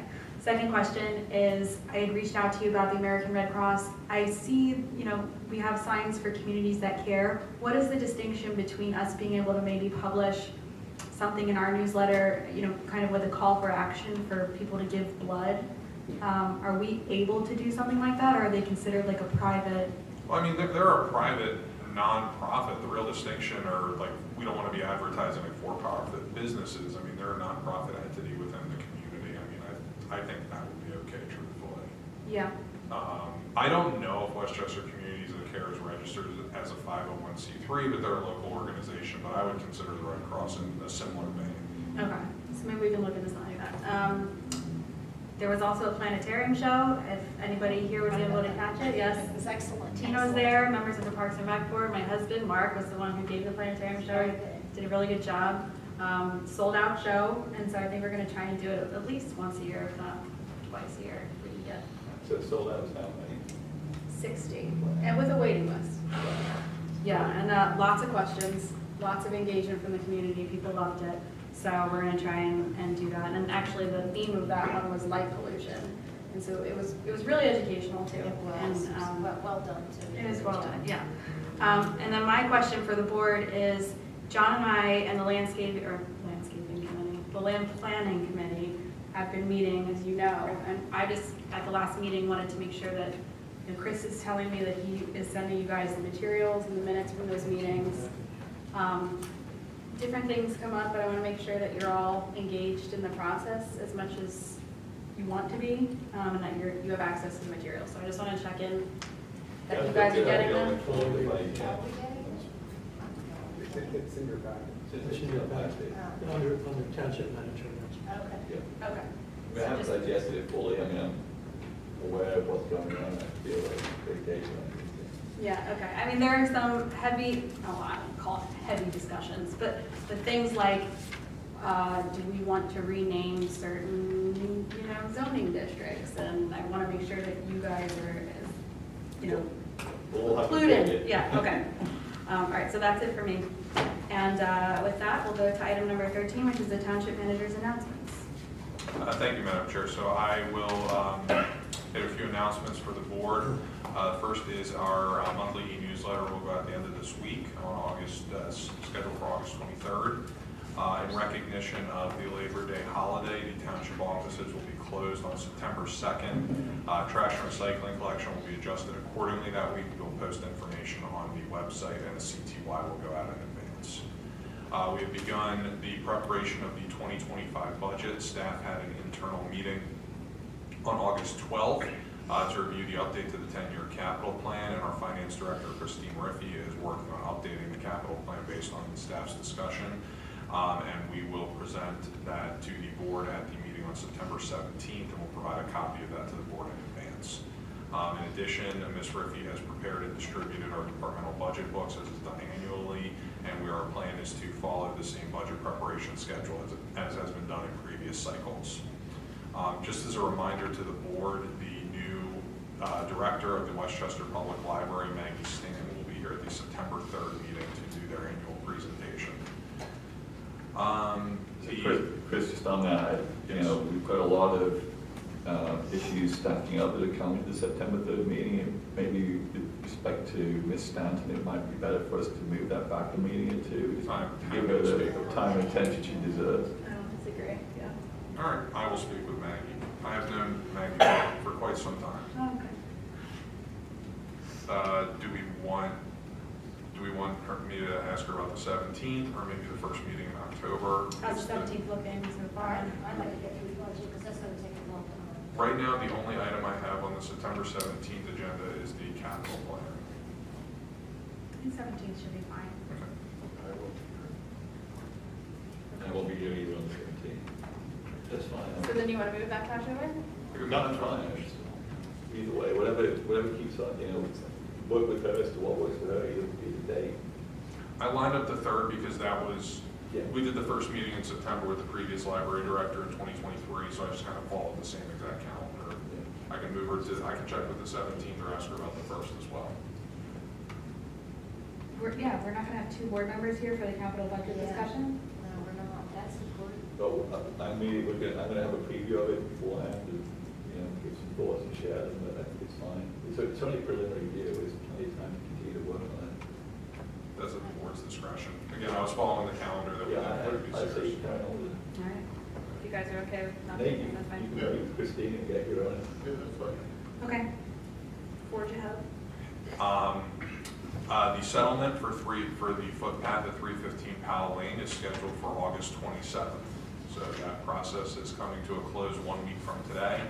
The purchase price, just a brief update on that. So the purchase price is $22,500 per the agreement of sale. There are some closing costs that the township will incur, so the actual price will be closer to $24,000 because there's our share of closing costs that are involved in that. So as of August 27th. We will own it. We will own it as of August 27th. It is in this, and we're settling in this building. Everything has been finalized. The items authorized for sale by the board were posted on Municipid starting August 12th. I've outlined the status. There have been some updates since last Friday, and currently the Ford F-350 is up to around $10,000. So those are progressing. We had the first of the 2 public inspection periods today. The next one will be August 27th. The bidding will close on August 29th, with the results brought to the board at the September 3rd meeting. So another item that will be on September 3rd. So the other item I wanted to talk about was our solar energy array project. We had our monthly status meeting today regarding the solar array project on Building D. The TerraSol has provided a proposal for trenching to Building A, if that's something we wanted to still consider, and that was going to be approximately $80,000 to connect Building A. So that's a decision that the board can make later on. The other item that we talked about were domestically sourced panels, and TerraSol provided an analysis for domestically sourced panels. Essentially, if we wanted to go with domestically sourced panels, we wouldn't be able to get the project online until the end of 2025, beginning of 2026, because the vendor that would be, they would outline a series of vendors, and the preferred vendor for TerraSol would not have them available until 3rd quarter of 2025 at the earliest. It would result, the cost increase would be about $36,000, so less than 10% of the overall RFP price. And as a result, we would also be eligible for a 10% increase in the IRA credit. However, based on their analysis, they're actually recommending not going with domestic source panels, even though it would reduce our IRA credit, because we could get the system online and start realizing the energy savings about 9 months sooner. So they think they could have the project completed by May of 2025 using an existing supplier that's not domestically sourced. When you say domestically sourced, what does that actually mean? Made in America. So that's something that's important to me. Yeah, me too. And 9 months doesn't. Not just for the credit reason, but just, I think it's the right thing to do. Yeah, it is. I have a little different opinion. I think it's, the IRA could be in jeopardy depending on what happens with the federal government in 2025, and I think it behooves us to move on with this project. I agree with Sean.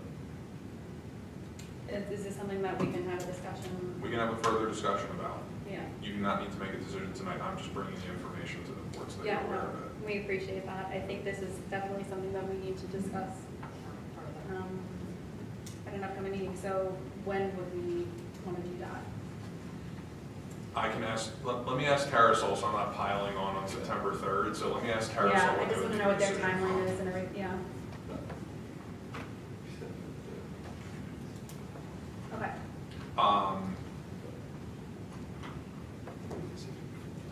Good question. Yes, Dr. White, you had a question? Yes, if there are foreign, if the panels are foreign source, where would they be coming from?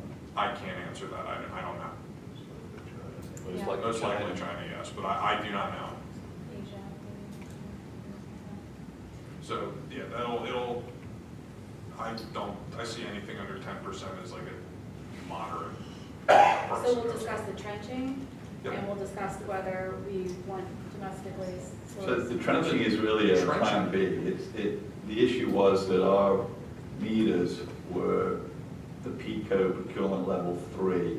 Chris has talked to PICO and actually changed it back to what it should be, which is procurement level 2, which is the size of the system, the kilowatt size of the system. Because it was a different tariff level than it should have been at. It's not no tariff up there, but I don't know how it got there, but PICO confirmed on July 16th that we're a PROC level 2 as opposed to PROC level 3 for building day. which means that once we apply the PICO for the system with connectivity, there should be no issue with the size of the system being too much. So we'll be able to go with the size that's been We'll be able to fully utilize. fully utilized, and we won't have to cable it over to this building. But I But asked you did Terrence- ask to get a specific But we price. need to have the trenching to building A to do that, correct? No, we don't No, need to you do trench. not. So just for building D itself. Building D We'll be able itself. to fully utilize the solar array. But we're Because it was at the mercy of PICO until they actually rule on what we present to them, and we may have to do this ultimately. So we want to get a price, which is what Chris is pursuing. Because it was something that the board had requested, I asked them to provide the price so that you guys can know what the cost would be. I appreciate that. Okay. And so it would be the price, it was just under $80,000 was the price they provided. It was like, today, it was like 78 and change. I don't remember the price off the top of my head. That's good to know. So that is something that can be considered as well. Trying to think of, we are working with BBD about the IRA forms, and if there's any sort of pre-qualification that may be required, I contacted Dan and Carl at BBD today about that, so they're putting together a response for me. And then finally on that project, trying to think if there was anything else. One Let's second. just worry about the subcontractor meeting the. That was the last responsible item. contractor. So they've gone through other subs that they have worked with, no one can meet our RCO requirements, they have another one that they're going to. We also recommended that they contact Lenai Electric, who has done a large amount of work at this complex. They're going to use them as a backup. You announced the grant status? Yes, and the grant status the grant from PEA was not awarded, so our grant was not received from the EPA. It was a highly competitive nationwide grant. There were only 6 awards throughout the entire country. If it doesn't work out with Lenai, and some of these electrical contractors, they're specialists, they specialize in certain kinds of electrical installation. Like I informed you, Yep. The other options would be contacting the IBEW. They have contractors who do this kind of work, as well as mechanics and apprentices who can train them. So that's an option as well. I'm going to have Terrasol kind of exhaust their resources and know that there are other options out there. So they're going through to see if they have someone that can meet these requirements, and then Kirsten will certify them under our ordinance. And then lastly, in terms of the community park improvements, the bids were open on August 8th. There was one bidder that was received. The bid amount was about $395,000, so about $50,000 more than the estimate that was provided, roughly a 14% increase. The primary reason for it being over the estimate was because of some of the requirements that DCNR put on our grant that we had to meet, so that increased the cost that wasn't foreseen when the original cost estimate was put together. But the bid results will be before the board at the September 3rd meeting for potential award. But that will be the first phase of those improvements. As reported previously, our grant to DCED under the Greenways and Trails and Recreation Program is under review. I've heard from our grant analyst, they only requested one item to be adjusted. I had to adjust our funding commitment letter very slightly. But other than that, it's under review, and I'm hoping we hear by the end of the year. Great. think we put together a really good application. So. Well, I'm sure you did. I'm sure you did. So Madam Chair, those are all of my announcements for this evening. I'm happy to take any questions. Yes? Hey, Chris, have you heard anything more on the Rosedale sidewalk project? No, but I have heard through the grapevine that those awardings are going to be announced sometime in September. So hopefully I'm able to report on that next month. And the other question is there any change in the situation with the Wawa and has the judge made a decision yet, or? I will defer to the chair on that matter. I actually read a statement. Sure, statement. I'm sorry, I was before public comment, so she can follow up with you. Yeah, were you here at the beginning of the meeting? Yeah. Probably not. Yeah. Okay. Essentially, I had a statement that I read, but essentially, we'll catch up after the meeting. Yeah. Oh, one final announcement. Our municipal complex open house for the 25th anniversary of this building will be September 21st from 1 to 3. All right. So I'm happy to take any questions that the board may have, or anybody. Any questions for the township manager? No? What's the status of the biometric clock proposals? I have a meeting with another company tomorrow at 3 o'clock. All right. Thank you for your announcements. All right, moving on to item number 14, which is the township engineers announcements and the Greystone update. Mr. Polakowski. I'll start with Greystone because there's a couple minor updates from a month ago. There's two HOAs. Woodlands of Greystone is the age-restricted community, and the other one is called Greystone, as they're filed as two communities. The Greystone community was turned over from the developer to the HOA on Wednesday night. So the developer is no longer in control of that HOA. Greystone. The Woodlands of Greystone, which is the age-restricted, is still under control of the developer. They are working through phase, this is 1 through 4 for sewer. I took some questions today from them for dedication of that system to the authority. The developer did submit the request for full release of the phase 1 open space and dedication of the phase 1 open space. I did issue a punch list on July 23rd that I was unaware that they addressed, so I will be doing my site visit next week to see if they address that punch list before and then reporting back to you in September. Additionally, so for stormwater announcements, a couple things. I am currently awaiting comments from the Chester County engineer, which is URS, for our design of the retrofit of the Government Services Center basin. I asked for it when I gave it to them a month ago. They have that Friday. When I emailed them on Monday, they got a response that we're still working on the review. So once we get that review, we'll have to work through it. So hopefully it's not a lot that we can get through, that we can get this project bid out in the near future. But I don't know what we're going to get back from the county until we get it back. Additionally, our NPDS permit renewal was issued on Wednesday, August 14th, last Wednesday. We got the renewal. It will take effect September 1st, 2024, and it will expire October 31st, 2029. So our NPDS permit will continue to move forward. Our next step will be to look at revising and updating our PRP plan because of having to remove projects off of that because of their environmental constraints. Any changes to the NPDS permit that revised? No, just follow your PRP plan. Just from that, what's the status of the Basin Road upstream restoration? The wetland scientists agreed that they weren't wetlands, so Chris was waiting for the final report. I did not get that before he left for his trip across the sea. I saw Carol out there, I think it was maybe 2 weeks ago. They were surveying it. Doing the topo? Doing the topo survey, so when that is probably getting processed while he's going on, expect to hear something from him regarding that. But there was not wetlands in that piece. There was not. So then it should be eligible. Well, it should be eligible, yes, so the survey and all that, we'll have to figure out how big of a project it becomes and how much reduction it becomes. And that will all be part of the PRP update, which we will engage HRG for to move forward. Because HRG did the initial plan, so they're going to need to be engaged for the next one. So Israel, I mean, HRG, we're obviously the most familiar with the PRP plan, et cetera. So is there a way at some point we can have an alternative engineering company bid on these updates? Because they're going to continue as we go forward in time. This is always going to be an issue in terms of projects.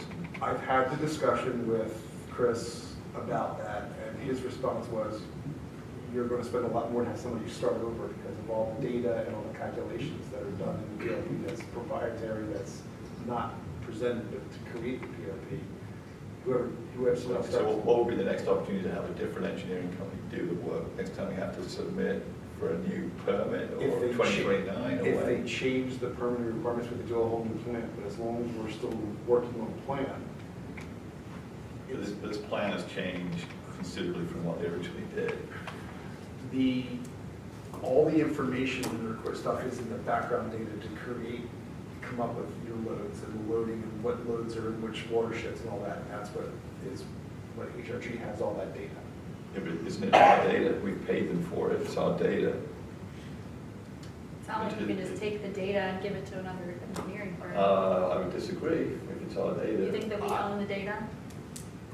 So I'm not familiar with their engagement or what we signed up to do with them. I would have to look at their contract document to know exactly who owns their work product or whether those are instruments of service or whatever other terminology they've used in the proposal. It's not a question we need to resolve tonight at all. It's just going forward, these things change, and I'd like to be able to have a competitive situation when it comes to engineering services on some of these things that change considerably. Just so that I'm clear, so that the background, the HRG proposal, this is information that they've gained from surveying, or information they've gained from public sources, or information they've derived from plans. How do they get it? Not sure how HRG created the data model, and created the model that they then used for creating the PRP. That was done prior to mine. Okay. So the plan itself is the work product they give us, but all the background data to create it, and all the work they did to create that, may be proprietary and not be releasable. Right, because it's their work, but it's also, no, Yes. it's a good question. It's I'm a not great arguing question. with you. Exactly, I think it's a great question. That's the bulk of the work, and if they already have the data, their price should be more competitive and lower than paying somebody to start over and create all that data and create their model. Yeah. Okay. Any other questions for Brian? Yeah, the questions you're getting about the phase 1 through 4 sewer, what are they asking you about? Because they came to the authority at the beginning of this month, and we're targeting the beginning of September to do accept the dedication documents. So I didn't expect there were unresolved questions. Well, the part of the issue is the plans as presented, they just took the individual plan sheets from the 252 sheets and marked up the ones that, and there's no cover sheet, there's no map to show where they are, it's just pieces of the document. So I had a discussion with Mike Moffett today about that, and also Corey had emailed Ray Grahowski because laterals aren't stationed or dimensioned, or they're just showing there's no as-built information for all the laterals. So that's I'm really going to get a paper copy of those bills. I have a PDF copy. I have a PDF copy right now, but I don't know how much more we're going to get. One of the things that I've been discussing with Emily is once they're dedicated, we can go out and use that data and use GPS data to create a GIS map of it. Should we be holding a dedication as a result of all this, of the sewer? I'm not, that's between you and Corey. Yeah, we can talk to Corey. I'm just curious as to, it doesn't surprise me that what they're trying to pass off is kind of half a job, I'll be honest. And we need to hold them to a standard that's acceptable. So if you give them what's required, then we get Corey, we can ask him the same question. It's between them and Corey and Mike now. Yeah, we need to get them the information. Because we're close to the dedication. Yes. Great. Well done. But why don't we We just can talk about that. Corey? And any update on the punch list with Greystone? I issued a revised punch list on July 23rd, and I just was informed when I called Ray today to find out what's going on. He goes, yeah, we addressed your punch list. And I asked Address him- meaning that they He said they everything? addressed all 18 items on the punch list. So did he request you to go and revisit it? Well, the request is because I got we got the written documentation August 15th from Roderick Viper requesting full release of the escrow for the open space. So I have to go back out now and verify that the 18 items I identified on July 23rd have been addressed. Okay. I have not done that because I was not aware until I talked to Ray at 4:30. He's like, oh yeah, we addressed your punch list. Thanks for letting me know. Right. Hopefully it's not as hot this time. It's a much shorter list to look at too. Good. Okay. So we have to check out make sure all the punch list items were addressed properly. What's the next step after that? Is there going to be another punch list issue? If there's still items to address, then I will outline them back to Ray in the report, in a written matter report, then we go forward to address them. So it can become a washing machine if they don't address things, but he's confident they've addressed my punch list. That's my next step, is to report back to that on the punch list if it's been addressed. And if they have been addressed, or if they soon will be addressed, then they expect to come to the board asking for dedication of this phase 1 and this phase, right? That's what they. That's my understanding in perusing the documents, but I haven't studied them yet. That's on my to-do list for next week. Thank you, Brian. Item number 15, which is the zoning officer's announcements. Ms. Smith. Thank you. Two brief items. The first is the zoning hearing board decision rendering for both 800 East Virginia and 20 Alice Lane will be prior to the sewer authority meeting on September 4th at 5 p.m. They're expecting just a short, brief meeting to render both of those decisions. And then my second announcement is I've been working with the Brandywine Airport and Merrill Gardens regarding their zoning hearing board application, which should be before the board at the September 17th meeting. What is this? So Merrill Gardens owns, I guess would be how I word it, a portion of the runway. And That's the community? that is the senior community of Merrill Gardens. They own a portion of the runway, okay. They own a portion of the runway, and with the federal funding, the airport would like to take ownership of said runway. Because of the way that the property is developed, should the airport take ownership of the runway, Merrill Gardens will not meet zoning in regards to green area. So their first step is to go before the board, or before the zoning hearing board, seeking that relief, and then should that be granted, move forward with the land development process. Who is seeking that relief? The airport? The airport is seeking it, however, they need Merrill Gardens approval since it is technically Merrill Gardens land. And Merrill Garden is involved and they're going before the. Correct. This is Merrill Gardens. You can see their property line goes all the way across the runway. That is so interesting. So there's easements and all kinds of documentation to memorialize and protect the runway and the taxiway. But now that the airport's getting funding, they approached me about this last year. Yeah, it's the Explained process FAA? to them. It's the FAA? Yeah, You so would they've think- got funding and, You yeah. would think that they'd be able to just like take that. Well, they have to subdivide it Yeah. and create the property, and I explained that to the airport, so they've been working with somebody on this. By creating a new lot line in Merrill Gardens becomes a non-conforming lot with regards to your green space requirements. Oh, wow. So that's where they're going to the zoning hearing board for that first, before they come for the subdivision, to create a lot line and then combine make the airport one parcel. And that's coming to us in September 17th. Currently it's scheduled to come before the board September 17th, and go before ZHB September 26th, 22nd, 3rd, 4th, meeting. 23rd. Okay. Two very brief things. If anybody has any questions regarding the written report, let me know. Questions? No? Yes, Dr. White. So when that other square was developed, how did that lot end up like that? There is easements, there's recorded easements and agreements across that area. Can't tell you how it happened, because it happened before I was here, but it's restricted to the airport. but the actual property line is Merrill Gardens. It's been that way probably since the airport was built. That this piece right here it was always separate parcels. The airport is on multiple parcels of land. They're trying to work to consolidate it and put it all in one parcel. And did the airport sell that parcel to Western Development when they built that? I have no idea. I guess they had to sell the whole part of the runway with the easements. Oh, okay. That's probably what happened. And now they want it back. Okay. There's no record of transaction of the airport selling it. Just Westchester Senior Property recording it in 2018. But the previous owners are not recorded according to this history. Well, we have that to look forward to in September. Thank you, Shelby. All right, moving on to item number 16, which is the approval of the meeting minutes from July 16th, 2024. I make a motion to approve the meeting minutes from July 16th. I'm going to second that. All right, thank you very much. Are there any questions or comments on the minutes from the public? No? Okay, hearing none, all in favor of approval, please say aye. Aye. All opposed? Hearing none, motion carries 5-0.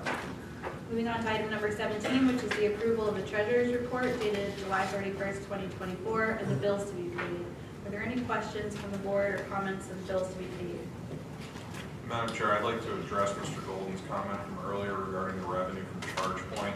Sure. That is posted to Treasurer's report, that is posted to miscellaneous income, and in communicating with our finance director, it's fairly minimal, usually around $200 per quarter. It's not very significant. So it's posted to miscellaneous income. Miscellaneous income. Yep. Okay. It is part of what's included in the monthly report. All right, thanks for looking at that, Chris. I have a couple of questions. Under the prepaid funds, 82414 was the check number. It's Declan Services. It's for mechanics high voltage training. What was that about? I do not know. What's the check number? 82414. And the next question I have is check number 82460. The concert for this past weekend was canceled, wasn't it? Yes. That's correct. We still pay So there was an $800. We still pay 20% to the band. Okay, so that $800, when that was paid out, is that, you're going to do a refund of that or a partial refund? No, that's in our contract with them. They get 20% Or even that's if the it's canceled. $800 at 20%? Correct. And then what we're going to do is anything that's canceled is going to get rescheduled to next year's summer concert series. Do they apply that 20% to that? I believe so, but I can verify that with Ken. Okay. All right.